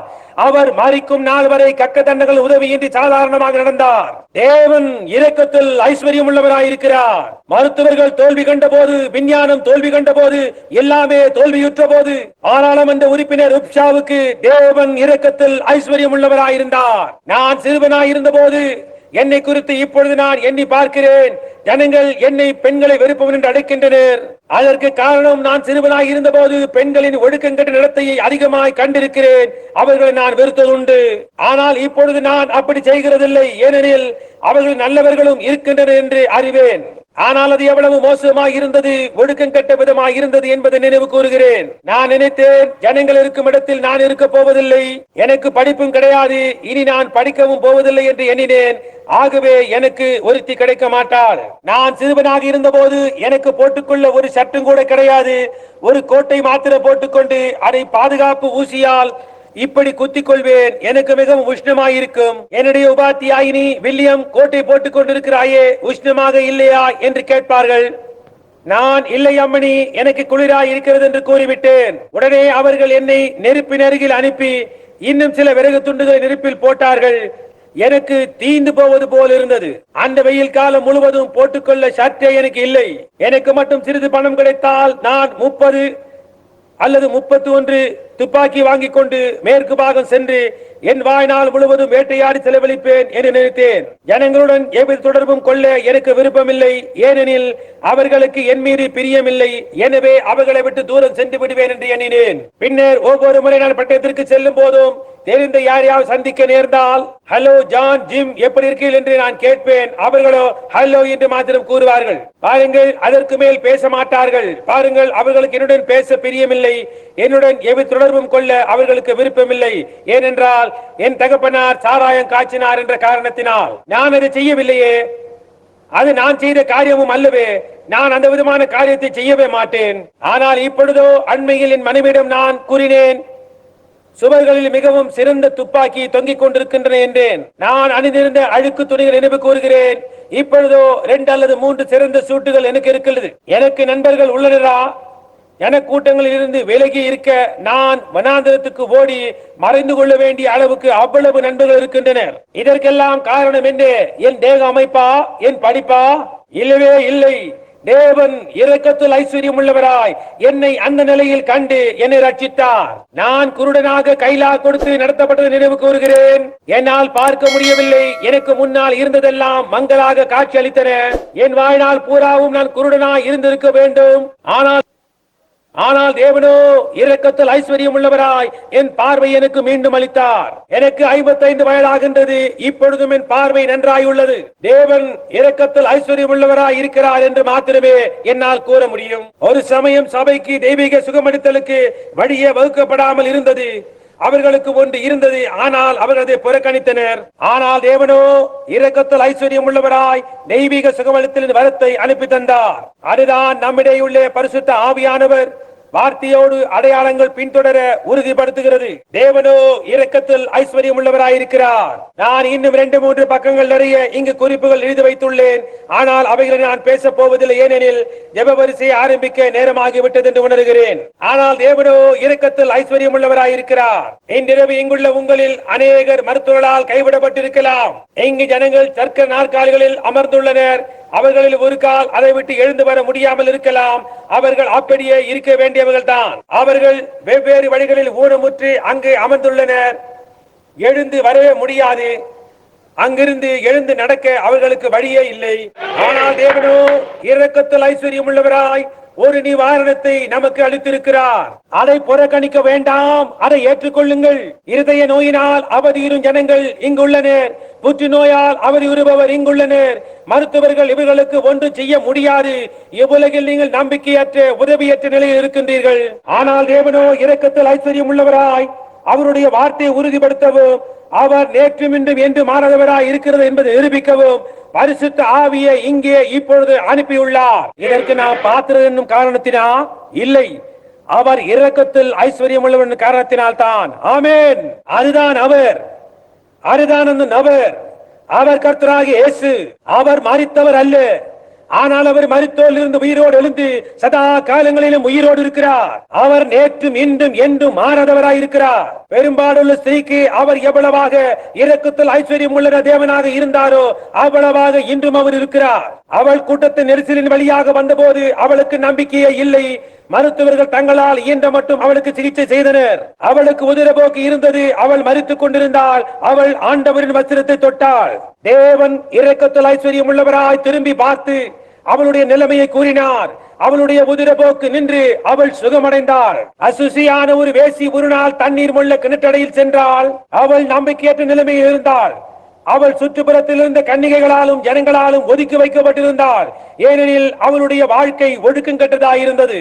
அவள் நான் முயன்று என்ன பயன், நான் ஒதுக்கி வைக்கப்பட்டவள், எனக்கு இனி ஒன்றுமில்லை என்று தனக்குள்ளே சிந்தனை பண்ணினாள். ஆனால் அவள் உற்று பார்த்த போது கிணற்றண்டையில் ஒரு மனிதன் உட்கார்ந்து கொண்டிருந்தார்.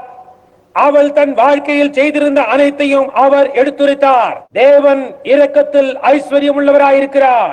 அந்நாட்களில் அவர் எவ்வளவாக இரக்கத்தில் ஐஸ்வர்யம் உள்ளவராய் இருந்தாரோ அதே அளவுக்கு இன்றிரவு தேவன் இரக்கத்தில் ஐஸ்வர்யம் உள்ளவராயிருக்கிறார். அந்த நாட்களில் அவர் இருந்த வண்ணமாகவே இந்த நாட்களிலும் இருக்கிறார். நாம் 200 ஜெப அட்டைகளை விநியோகம் செய்திருக்கிறோம் என்று நினைக்கிறேன். அவர்களை நாம் இப்பொழுது அழைத்து வரிசைப்படுத்த போகிறோம். அவர்களுக்காக நாங்கள் ஜெபிக்க போகிறோம். ஆனால் அப்படி செய்வதற்கு முன்னால் இங்கு புதிதாக வந்திருப்பவர்கள் சிலர் இங்கு இருக்கலாம். அவர்களுக்கு எல்லா விதமான மூட நம்பிக்கைகளையும் விட்டு விலகுங்கள். இது மூட நம்பிக்கை அல்ல, இது தேவனுடைய வாக்குத்தத்தத்தின் நிறைவேறுதலாகும். நீங்கள் இதை எந்த கோணத்தில் காண்கிறீர்களோ அதை பொறுத்தது. அது எந்த மனிதனிலும் எந்த வல்லமையும் கிடையாது, எந்த மனிதனிடத்திலும் எந்த சக்தியும் கிடையாது. ஆனால் விசுவாசிகள் நிலைமையில் நமக்கு அதிகாரம் கொடுக்கப்பட்டுள்ளது, வல்லமை அல்ல, அதிகாரம் கொடுக்கப்பட்டுள்ளது. சில நாட்களுக்கு முன்பு யாரோ ஒருவர் என்னிடம், சகோதரன் பிரணாமே, இதை செய்ய உமக்கு வல்லமை உண்டு என்று விசுவாசிக்கிறீரா என்று கேட்டார். நான் சொன்னேன், எனக்கு வல்லமை கிடையவே கிடையாது, ஆனால் எனக்கு அதிகாரம் உண்டு என்று விடையளித்தேன். ஒவ்வொரு விசுவாசிக்கும் அது உண்டு. அதை ஏற்க மறுத்தால் உன் நிலையிலேயே நீ இருக்க நேரிடும். ஆனால் அதை நீ ஏற்றுக்கொள்வாயானால் அது அதிகமாக பலனளிக்கும். ஏனெனில் தேவன் இரக்கத்தில் ஐஸ்வர்யம் உள்ளவராயிருக்கிறார். தெருவில் நிற்கும் ஒரு போலீஸ்காரனை உதாரணமாக எடுத்துக்கொள்வோம். அவன் உடைகள் தொளதொளவென்று தொங்கிக் கொண்டிருக்கின்றன. அவன் உடல் மெலிந்துள்ளது. அவன் அணிந்துள்ள தொப்பி காதுகளையும் கூட மூடியுள்ளது. ஆனால் தெருவில் 300 குதிரை சக்தி வாய்ந்த மோட்டார்கள் மணிக்கு 50 மைல் வேகத்தில் விரைந்து செல்லுகின்றன. ஒரு சைக்கிளை பிடித்து நிறுத்தக்கூடிய அளவுக்கு அவனுக்கு சக்தி கிடையாது, அது உண்மை. ஆனால் அவன் விசில் ஊதி சைகை காட்டின உடனே கார்கள் அனைத்தும் சடுதியாய் பிரேக் போட்டு நின்று விடுகின்றன. அவனுக்கு சக்தி கிடையாது, ஆனால் அவனுக்கு அதிகாரம் உண்டு. பட்டினம் முழுவதுமே அவனுக்கு ஒத்துழைப்பு கொடுக்கும். ஒரு மனிதனோ அல்லது ஸ்திரீயோ, நீங்கள் எந்த நிலையில் இருந்தாலும் எனக்கு கவலை இல்லை. தேவனுடைய வாக்குத்தத்தத்தின் மூலம் உங்களுக்கு அதிகாரம் கொடுக்கப்பட்டுள்ளது. அவர் ஐஸ்வர்யம் உள்ளவராய் இருப்பதனால் நீங்கள் கேட்கிறதற்கு நினைக்கிறதுக்கும் அதிகமாக செய்வதாக வாக்களித்துள்ளார். இந்த மலையை பார்த்து நீ பெயர்ந்து சமுத்திரத்திலே தள்ளுண்டு போய் என்று சொல்லி நான் சொன்னபடி நடக்கும் என்று தன் இருதயத்தில் சந்தேகப்படாமல் விசுவாசித்தால் அவன் சொன்னபடியே ஆகும். உங்களுக்கு வல்லமை கிடையாது, ஆனால் உங்களுக்கு அதிகாரம் உண்டு. நினைவிருக்கட்டும், அவர் என்னிடம், நீ இருதயங்களில் மறைந்துள்ள ரகசியங்களை வெளிப்படுத்துவாய் என்று கூறின போது பீனிக்ஸில் உள்ள உங்களில் பெரும்பாலானவர்களுக்கு அது ஞாபகம் இருக்கிறதா? அவர் அதை வாக்களித்தார். அவர் வாக்களித்ததை அவர் நிறைவேற்றினார். இங்குள்ள உங்களில் சிலருக்கு ஜெப அட்டைகள் இல்லாமல் இருக்கலாம், அதில் சந்தேகமில்லை. வியாதி உள்ள உங்களில் எத்தனை பேருக்கு ஜெப அட்டைகள் இல்லை? கைகளை உயர்த்துங்கள். நிச்சயமாக சரி. நீங்கள் அறிந்து கொள்ள விரும்பினால் அது வல்லமை அல்ல, வார்த்தையினுடைய அதிகாரம். நான் செய்கிற கிரியைகளை நீங்களும் கூட செய்வீர்கள். இயேசு தம்முடைய வருகைக்கு முன்பாக நோவாவின் காலத்தை போன்ற காலம் ஒன்று இருக்கும் என்று லூக்கா 17:30 வாக்களித்துள்ளார். ஜனங்கள் புசித்து குடித்தார்கள், பெண் கொண்டு கொடுத்தார்கள். நோவா பேழைக்குள் பிரவேசித்த நாள் வரைக்கும் இதை அறியாதிருந்தார்கள். அப்படிப்பட்டதான ஒரு காலம் வரும் என்று அவர் கூறியுள்ளார். அவர் மேலும் சொன்னார், லோத்தினுடைய நாட்கள் நடந்தது போல மனுஷகுமாரன் வெளிப்படும் கடைசி நாட்களிலும் நடக்கும் என்றார். அப்பொழுது மனுஷகுமாரன் கடைசி நாட்களில் வெளிப்படுத்தப்படுவார். மனுஷகுமாரன் எப்படி தம்மை ஒரு தூதனுடைய வடிவில் வெளிப்படுத்தினார் என்று பாருங்கள். அந்த தூதன் மனுஷகுமாரனே. முற்றிலுமாக ஆபிரகாம் அவர் ஏலோகியம் என்று அழைத்தான். அவர் மனுஷகுமாரனாய் இருந்தார். புறஜாதி உலகம் இருந்து அழிவதற்கு முன்னால் மனுஷகுமாரன் தம்மை வெளிப்படுத்தினார். அவர் எப்படி தம்மை விசுவாசிக்கு வெளிப்படுத்தினார்? அவரை விசுவாசிக்கு அவர் 2 போதகர்களை பிரசங்கம் செய்யும்படியாக அனுப்பினார். ஆனால் உண்மையான விசுவாசிக்கோ அவருடைய முதுகு அவருடைய கூடாரத்தை பார்த்தபடியாக நின்று ஆபிரகாமை என்று அழைத்தார். அதற்கு சில நாட்களுக்கு முன்பு அவன் பெயர் ஆபிராம் என்றிருந்தது. ஆனால் இப்பொழுது அது ஆபிரகாம் என்று மாற்றப்பட்டது. ஆபிரகாமே, உன் மனைவி சாராள் எங்கே என்றார். உமது பின்புறத்தில் உள்ள கூடாரத்தில் இருக்கிறாள் என்று அவன் சொன்னான். அவர் சொன்னார், நான் உனக்கு அளித்த வாக்குத்தத்தத்தை நிறைவேற்ற போகிறேன், உன்னிடத்திற்கு நான் திரும்ப வருவேன் என்றார். ஓ, ஆபிரகாம் 100 வயசு சென்றவனாய் இருந்தான். சாராளுக்கு அப்பொழுது 90 வயது. ஆனால் தேவன் இரக்கத்தில் ஐஸ்வர்யம் உள்ளவராய் தமது வாக்குத்தத்தத்தை நிறைவேற்றினார். அவர்களுக்கு குழந்தை பிறந்தது. தேவன் இரக்கம் நிறைந்தவராய் இருக்கிறார். அவர் இரக்கம் நிறைந்தவராய் இருக்கிறார். அவர் இரக்கத்தில் ஐஸ்வர்யம் உள்ளவராய் இருக்கிறார். அவர் தமது வாக்குத்தத்தத்தை நிறைவேற்றுகிறவராய் இருக்கிறார். கவனியுங்கள், அவர் தமது முதுகை கூடாரத்தின் பக்கமாக இருக்க நின்று கொண்டிருக்கும் போது சாராள் நகைத்து, இது எப்படி முடியும் என்றார். நானோ கிழவி, ஒரு இளம் பெண்ணை போல என் கணவனிடம் எனக்கு இன்பம் உண்டாயிருக்குமோ? அவருக்கும் 100 வயது ஆகிவிட்டது. எங்கள் தாம்பத்திய உறவு அநேக ஆண்டுகளுக்கு முன்பே நின்று விட்டது. இது எப்படி முடியும் என்று சொல்லி அவள் அதை குறித்து நகைத்தாள். அந்த தூதன் மனுஷகுமாரன் தன் முதுகு கூடாரத்தின் பக்கம் இருக்க திரும்பினவராய், சாரால் நகைத்து, நான் பிள்ளை பெறுவது மெய்யோ என்று சொல்வானேன் என்று கேட்டார். அது என்ன? இயேசு லூக்கா 17:30 லோத்தினுடைய நாட்கள் நடந்தது போல அந்த நாட்கள் இருக்கும் என்றார். புறஜாதி உலகமானது எரிந்து அழிவதற்கு முன்னால் அதே சூழ்நிலை இருக்கும். அந்த நாளிலே மனுஷகுமாரன் தம்மை வெளிப்படுத்துவார் என்றார். மல்கியா 4 வாக்குத்தத்தத்தை அதை கூறும் என்று அவர் வாக்களித்துள்ளார். ஒரு செய்தி புறப்பட்டு வந்து மூல பெந்தேகோஸ்து செய்திக்கும் அதே ஆசீர்வாதங்களுக்கும் ஜனங்களை திருப்பும். அது என்ன? அது இரு செட்டைகளை கொண்ட கழுகு. புதிய ஏற்பாடு பழைய ஏற்பாடு என்னும் இரு செட்டைகள். அதன் வாக்குத்தத்தங்களை ஒருங்கே சிறகடித்து தேவன் வேதாகமத்தில் அளித்துள்ள வாக்குத்தத்தங்கள் என்ன செய்யும் என்று கூறியுள்ளதோ அதையே நிறைவேற்றும். ஆமேன். தேவன் இரக்கத்தில் ஐஸ்வர்யம் உள்ளவராய் இந்த லவோதிக்கேயா சபையின் காலத்தில் அவருடைய பிள்ளைகள் ஸ்தாபனங்களின் ஐஸ்வர்யத்திலும் உலக காரியங்களிலும் சிக்கிக் கொள்ள அனுமதிக்காமல் அதனின்று தப்பித்துக் கொள்ள ஒரு வழியை உண்டு பண்ணி இருக்கிறார். ஜனங்களே, அதை நம்புங்கள். கர்த்தர் உங்களை ஆசீர்வதிப்பாராக. ஆமென். தேவன் இரக்கத்தில் ஐஸ்வர்யம் உள்ளவராய் இருக்கிறார். நான் வாஞ்சிக்கும் ஒன்றே ஒன்று, தேவனுடைய இரக்கங்களே. அவருடைய நீதியை அல்ல, பிரமாணங்களை அல்ல, அவருடைய இரக்கங்களையே விரும்பி அழைக்கிறேன். தேவனே, எங்கள் மேல் இரக்கமாயிரும். இத்தகைய உணர்வு நம் எல்லாருக்குமே உண்டு. நான் கவனித்துக் கொண்டே வந்தேன். அங்கே ஒரு ஸ்திரீ வரிசையின் கடைசியில் உட்கார்ந்து கொண்டிருக்கிறாள். உன்னிடம் ஜெப அட்டை இருக்கிறதா ஸ்திரீயே? தேவன் இரக்கத்தில் ஐஸ்வர்யம் உள்ளவராய் இருக்கிறார் என்பதை உனக்கு காண்பிக்கட்டும். சிறிது நேரமாக நீ நரம்பு தளர்ச்சியினால் மிகவும் அவதிப்பட்டுக் கொண்டிருக்கின்றாய் இல்லையா? உன் நிலைமை மிகவும் மோசமாய் உள்ளது. உன் கண் பார்வை மங்கிவிட்டது. அது உண்மையா? அது உண்மை. அந்த விதமான நிலை இப்பொழுது மாறி போய்விடும். இரக்கத்தில் தேவன் ஐஸ்வர்யம் உள்ளவராய் இருக்கிறார். அதை நீ விசுவாசிக்கிறாய் என்று உன்னிடம் அவர் கேட்கிறார். உன்னிடம் ஜெப அட்டை இல்லை, உன்னிடம் ஒன்றுமில்லை, ஆனால் அது உனக்கு அவசியம் இல்லை. அது உனக்கு அருளப்பட்டது, தேவனுடைய கிருபையாயிருக்கிறது. அங்கே ஒரு சிறுவன் முன்வரிசையில் உட்கார்ந்து கொண்டிருக்கிறான். அவனுடைய சரீரத்தில் ஏதோ வளர்ச்சி ஏற்பட்டுள்ளது. சமீபத்தில் தான் அது அவனுக்கு ஏற்பட்டது. அது சரியா ஐயா? அது சரி. அது என்னவென்று உனக்கு தெரியவில்லை. அதை குறித்து நீ மிகவும் பயந்து கொண்டிருக்கிறாய். அது உண்மை. எங்கேயோ விழுந்து ஏற்பட்ட காயத்தின் விளைவாக அது உண்டாயிருக்கிறது இல்லையா? உன்னிடம் ஜெப அட்டை உள்ளதா? உன்னிடம் ஜெப அட்டை இல்லை. உனக்கு அது அவசியமும் இல்லை. தேவன் இரக்கத்தில் ஐஸ்வர்யம் உள்ளவராயிருக்கிறார். ஓ சகோதரனே, சகோதரியே, தேவனை விசுவாசி. அவரை சந்தேகிக்காதே, அவரை விசுவாசி. அது உண்மை. இங்கே ஒரு மனிதன் சாம்பல் நிற சூட்டும் மூக்கு கண்ணாடியும் அணிந்து கொண்டு அமர்ந்திருக்கிறார்.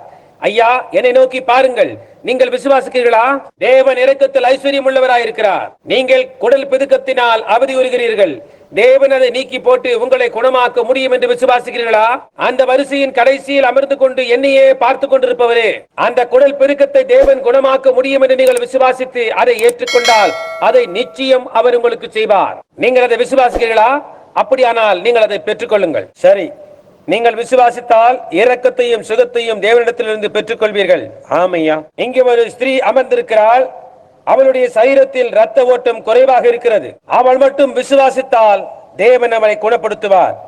அவள் விசுவாசித்தால் அவள் அதை இழந்து விடுவாள் என்று விசுவாசிக்கிறேன். அவள் மேல் இரக்கமாயிரும் என்பதே என்னுடைய ஜெபமாய் உள்ளது. அந்த ஸ்திரீயின் நிலையை நான் தெளிவாக காண்கிறேன்.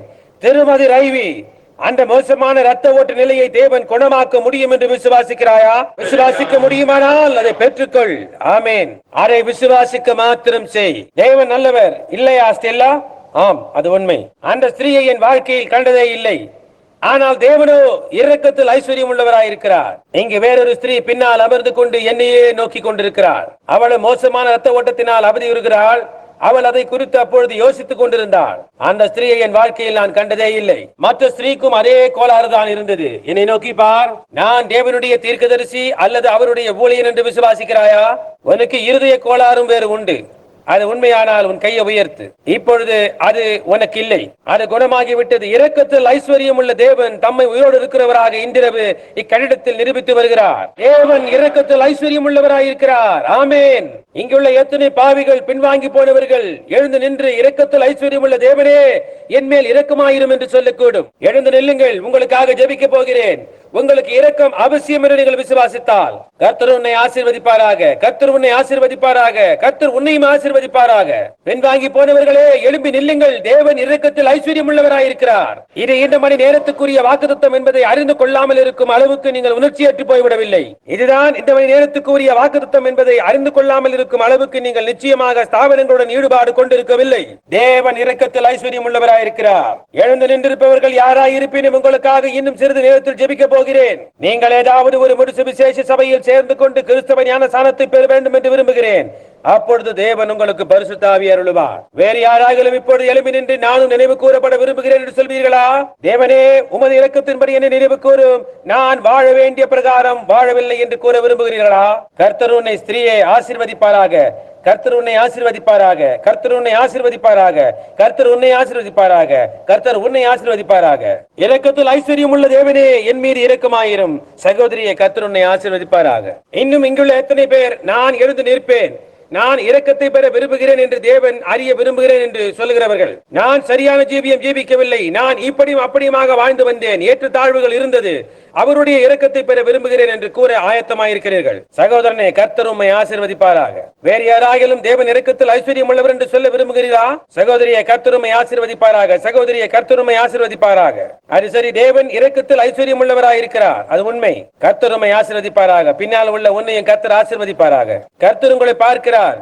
எழும்பி கால் ஊன்றி நில். சகோதரன் பிரண்ணாமே, எழுந்து நிற்பதனால் ஏதாகிலும் பலன் உண்டாகின என்று கேட்கலாம்.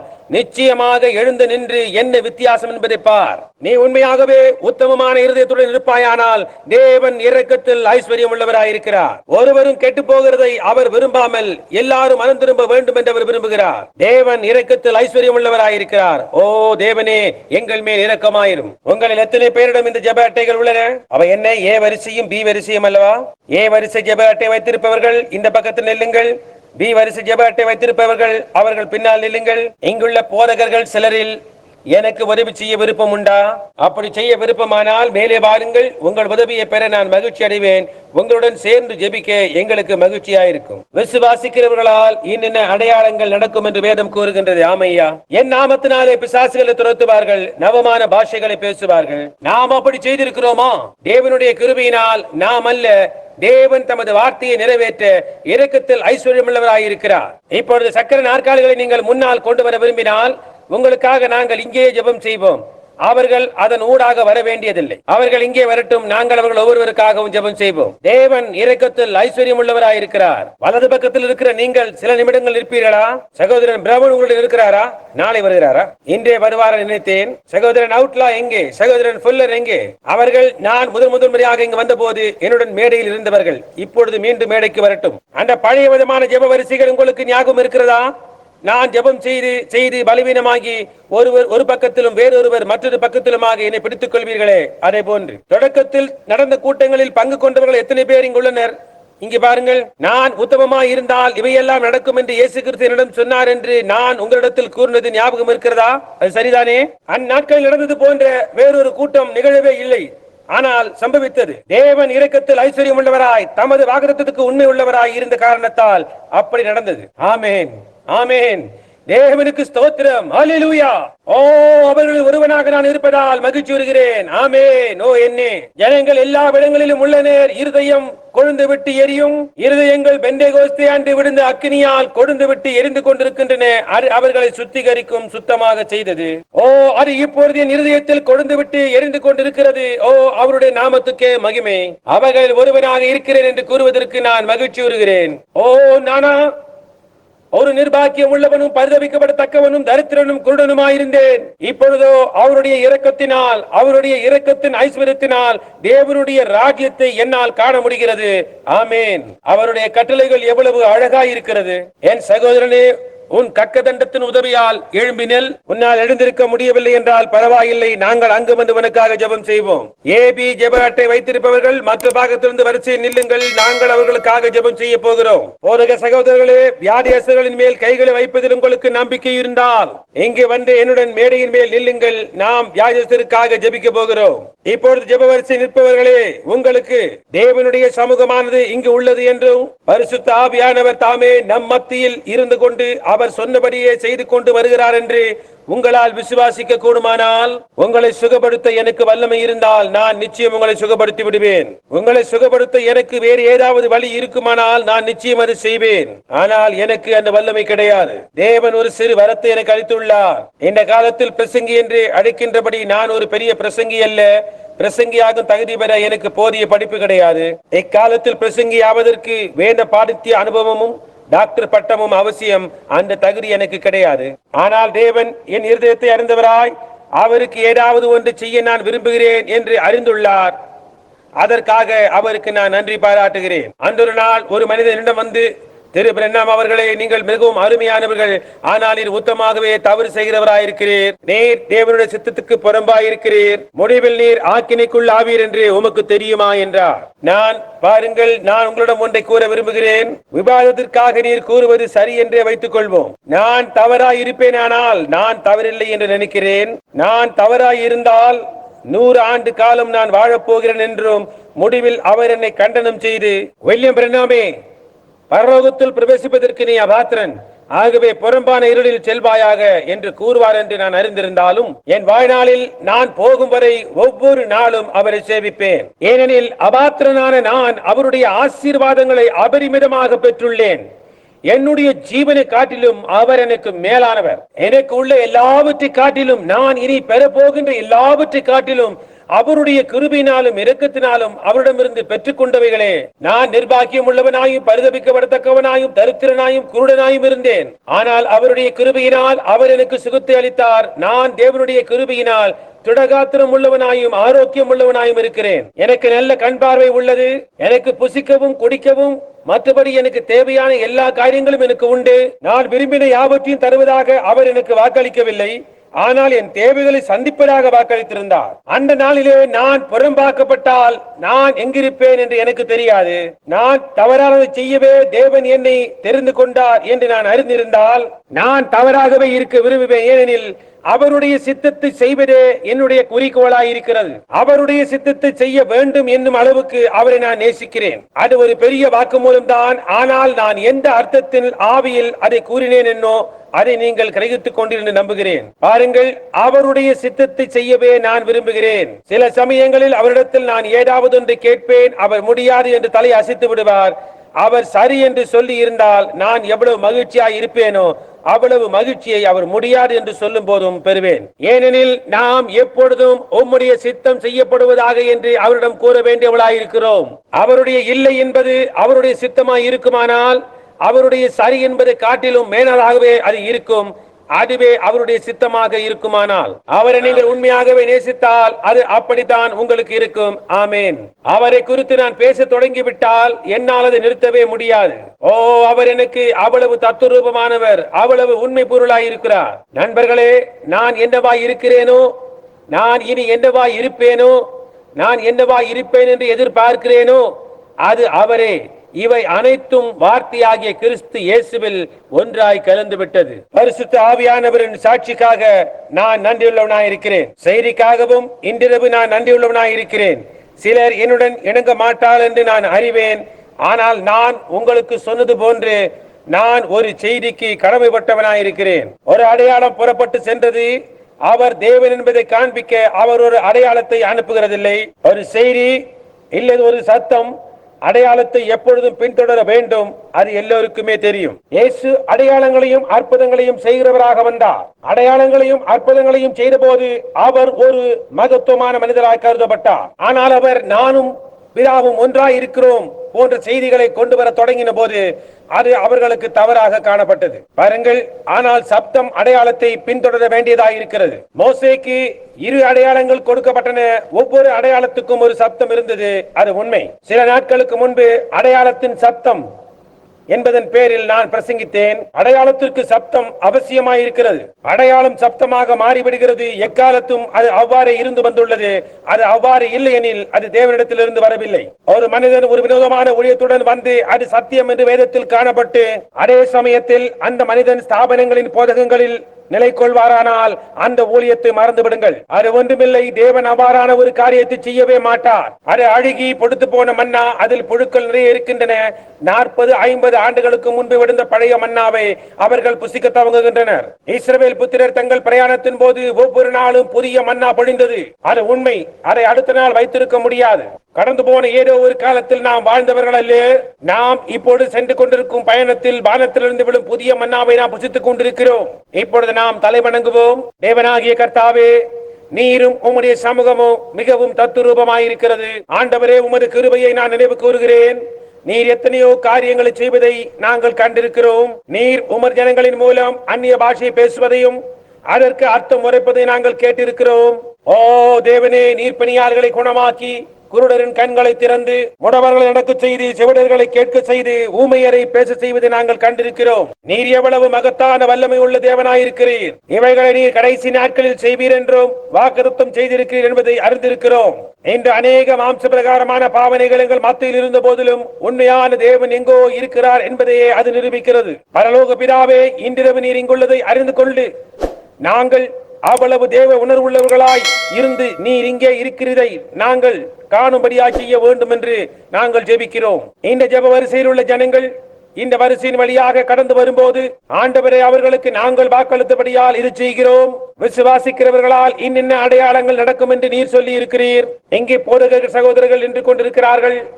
அவர்கள் இன்று எப்படி இருக்கிறார்களோ அந்த ஊழியத்திற்கென உலக தோற்றத்துக்கு முன்பே நீர் முன்குறித்து விட்டீர். உலகம் என்று ஒன்று உண்டாகும் முன்பே இன்றிரவு நாங்கள் இங்கு நின்று கொண்டிருப்போம் என்று நீர் அறிவீர். ஏனென்றால் நீர் எல்லையற்றவராயிருக்கிறீர். ஆகவே பரலோக பிதாவே, இன்றிரவு வியாதியுற்ற இந்த ஜனங்கள், முடவர்கள், குருடர்கள், ஊனமுற்றவர்கள், புற்றுநோயால் பாதிக்கப்பட்டவர்கள் யாராய் இருந்தாலும் இந்த வரிசையில் கடந்து வரும்பொழுது இருதயத்தின் ரகசியங்களை அறியக்கூடிய அதே தேவன் தாமே அவர்கள் அதை ஏற்றுக்கொள்வார்களானால் அதே தேவன் அவர்களை சுகமாக்குவார் என்று உணர்வார்களாக. அவரை நோக்கி பார்த்து புரிந்து கொள்வார்களாக. ஒரு மனிதன் வெறுமனே வெண்கல சர்ப்பத்தை நோக்கி பார்த்தால் அவன் ஒருபோதும் சுகமடைய முடியாது. ஏனெனில் அது என்ன என்பதை அர்த்தத்தை அவன் புரிந்து கொள்ளவில்லை. இன்றைக்கும் ஆண்டவரே அபிதமாக உள்ளது. அவர்கள் ஒரு வரத்தை மாத்திரம் நோக்கி பார்த்து அது அவர்களுக்கு உதவி செய்யும் என்று அவர்கள் எண்ணினால் அவர்கள் அதை புரிந்து கொள்ளவில்லை என்று அர்த்தமாகிறது. சுகமாக்குவதற்கு தேவன் அங்கு பிரசன்னராய் இருக்கிறார் என்பதை மாத்திரம் அது உறுதிப்படுத்தும் ஒன்றாக உள்ளது. பிதாவே, அதை அருள்வீராக. இயேசுவின் நாமத்தில் அது நிறைவேறுவதாக. ஆமேன். பியானோ வாசிப்பவர்கள் ஆணாகிலும் பெண்ணாகிலும் அங்கு சென்று அவர்களால் முடியுமானால் மாபெரும் வைத்தியர் இப்பொழுது அருகில் உள்ளார், அனுதாபம் கொள்ளும் இயேசு என்னும் பாடலை இசைக்கவும். இந்தியானாவில் உள்ள போர்ட் வேனில் நிகழ்ந்த என்னுடைய முதலாவது சுகமளிக்கும் ஆராதனைகளில் ஒன்று என்று நினைவுக்கு வருகிறது. அப்பொழுது ஒரு சிறிய ஆமிஷ் பெண் மாபெரும் வைத்தியர் இப்பொழுது அருகில் உள்ளார், அனுதாபம் கொள்ளும் இயேசு என்னும் பாடலை பியானோவில் வாசித்துக் கொண்டிருந்தாள். அப்பொழுது ஒரு குழந்தையினிடம் மேடைக்கு கொண்டு வரப்பட்டது. அது முடமாயிருந்தது. நான் அந்த குழந்தைக்காக ஜெபம் செய்த போது அது என் கையை விட்டு குதித்து மேடையின் மேல் ஓடத் தொடங்கினது. இதை கண்ட அதன் தாயார் அங்கேயே மயங்கி விழுந்தாள். அதன் பாட்டி தன் கைகுட்டையை மேலே எரிந்துவிட்டு கண்ணீர் வடிக்க தொடங்கினார். இந்த ஆமிஷ் பெண்ணுக்கு பெண்டேகோஸ்தியை குறித்து ஒன்றுமே தெரியாது. ஏனெனில் அவள் ஆமிஷ் சபையை சேர்ந்தவள். ஆனால் அவள் பியானோ வாசித்துக் கொண்டிருந்தாள். இதை கண்டதும் அவளுடைய நீண்ட கூந்தல் அவிழ்ந்து குதித்தெழுந்தாள். நிறைந்து அந்நிய பாஷையில் பரிசுத்த ஆவியினால் அந்த பாடலை பாடத் தொடங்கினாள்.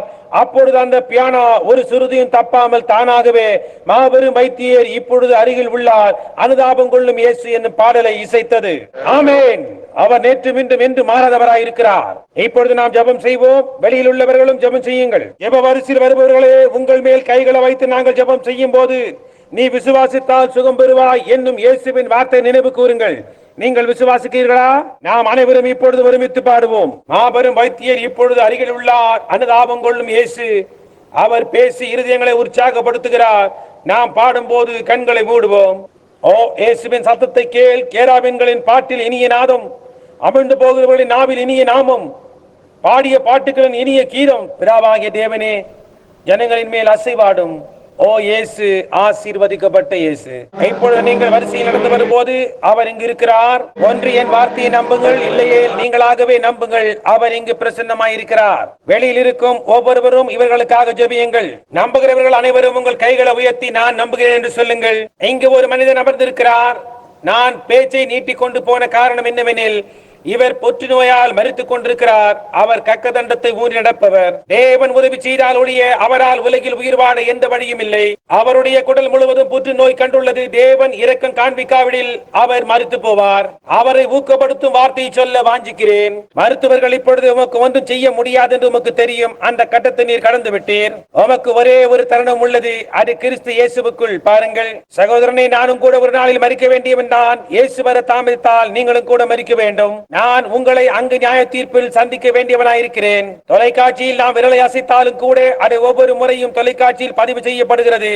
நாம் பேசும் ஒவ்வொரு வார்த்தையும் பதிவாகின்றது. தொலைக்காட்சி அதை நிரூபித்து விட்டது.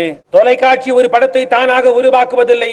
அந்த ஒளி அலைகளை அது கால்வாயின் வழியாக தொலைக்காட்சி படக்குழாயினுக்குள் செலுத்துகிறது. பாருங்கள், அது அதை உண்டாக்குகிறதல்ல. ஆதாம் பூமியின் மேல் நடமாடின போது, மோசே சிவந்த சமுத்திரத்தை கடந்த போது தொலைக்காட்சி இருந்தது. எலியா கர்மேல் பர்வதத்தில் நடந்த போது இந்த ஒளி அலைகள் உண்டாயிருந்தன. ஆனால் தொலைக்காட்சி இப்பொழுதுதான் கண்டுபிடிக்கப்பட்டது. புரிகின்றதா? நாம் அசைக்கும் ஒவ்வொரு அசைவும், நாம் இடும் ஒவ்வொரு சத்தமும் அங்கு பதிவாகி நியாய தீர்ப்பின் போது நம்மை சந்திக்கும். நாம் அசைக்கும் ஒவ்வொரு அசைவும் அங்கு நம்மை சந்திக்கும். போதகர் என்னும் ரீதியில் நான் கூறும் வார்த்தைகள் அனைத்திற்கும் அங்கு நான் பதில் கூற வேண்டியவனாயிருக்கிறேன். தேவன் அதற்கு என்னிடத்தில் கணக்கு கேட்பார். நான் அதை செய்தாக வேண்டும். என்னால் முடிந்தால் உங்களை நான் சுகமாக்குவேன். ஏனெனில் தேவனே அல்லாமல் உங்களுக்கு சில நாட்கள் மாத்திரமே உள்ளது.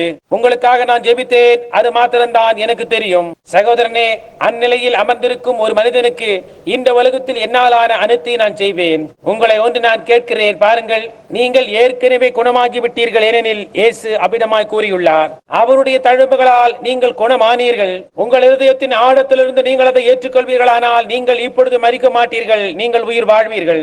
ஒளி அலைகள் நமது அறையின் வழியாக வருகின்றது என்று நாம் அறிவோம். நாம் அதை அறிவோம், நாம் அதை காண்கிறதில்லை, நம்மால் அதை காண முடியவில்லை. அதை காணுவதற்காக நம்முடைய கண்கள் உண்டாக்கப்படவில்லை. நமது புலன்கள் அதை கிரகித்துக் கொள்ள முடியவில்லை. அதை கிரகித்துக் கொள்ள ஒரு தொலைக்காட்சி பெட்டி, ஒரு டியூப் அல்லது கிறிஸ்டல் அவசியமாயுள்ளது. அதுபோன்றே தேவன் இங்கு பிரசன்னராய் இருக்கிறார். நாம் அவரை காண்கிறதில்லை, ஆனால் அவர் இங்கு இருக்கிறார் என்று நாம் அறிவோம். இயேசு கிறிஸ்து மாறதவராய் இருக்கிறார். பாருங்கள், இப்பொழுதுதான் அவர் தம்மை எப்படி வெளிப்படுத்துகிறார் என்று தம்மை குறித்து அறிவித்தார். சுகமாக்குதலை பொறுத்தவரையில் அவர் இப்பொழுது இங்கு நின்று கொண்டிருந்தால் இதை காட்டிலும் அவர் உங்களுக்கு அதிகம் செய்திருக்க முடியாது. தேவனுடைய குமாரன் இங்கு நின்று கொண்டிருந்தால் அவர் நின்று கொண்டிருக்கிறார், அவர் இங்கிருக்கிறார். இதை காட்டிலும் அவர் உங்களுக்கு அதிகம் செய்திருக்க முடியாது. ஏனெனில் அவர் ஏற்கனவே தம்மை இங்கு அடையாளம் காண்பித்து விட்டார். புரிகின்றதா? உங்களை சுகமாக்கி சொஸ்தப்படுத்த இங்கே இப்பொழுது இந்த இடத்தில் அவர் இருக்கிறார். அந்த சக்கர நாற்காலில் அமர்ந்துள்ள ஸ்திரீயினிடம் நீங்கள் தேவனுடைய ஆசீர்வாதங்களை கோரி எனக்கு குழந்தை பிறக்கும் என்று தீர்க்கதரிசனம் உரைத்தீர்கள். நீங்கள் உரைத்தபடியே எனக்கு குழந்தை பிறந்தது என்றால், இப்பொழுது இங்கே உட்கார்ந்திருக்கும் அந்த ஸ்திரீக்கு தொண்டையில் அறுவை சிகிச்சை செய்யப்பட்டது. அதன் விளைவாக அவள் ஊனமுற்றாள். அத்தகைய சம்பவங்கள் அதிகமாக நிகழ்வதை நாம் காண்கிறோம். சகோதரியே, நீ உத்தமமான கிறிஸ்தவள் என்று எனக்கு தெரியும். தேவன் உன்னை ஏன் சக்கர நாற்காலில் உட்கார வைத்து விட்டார் என்று எனக்கு தெரியவில்லை.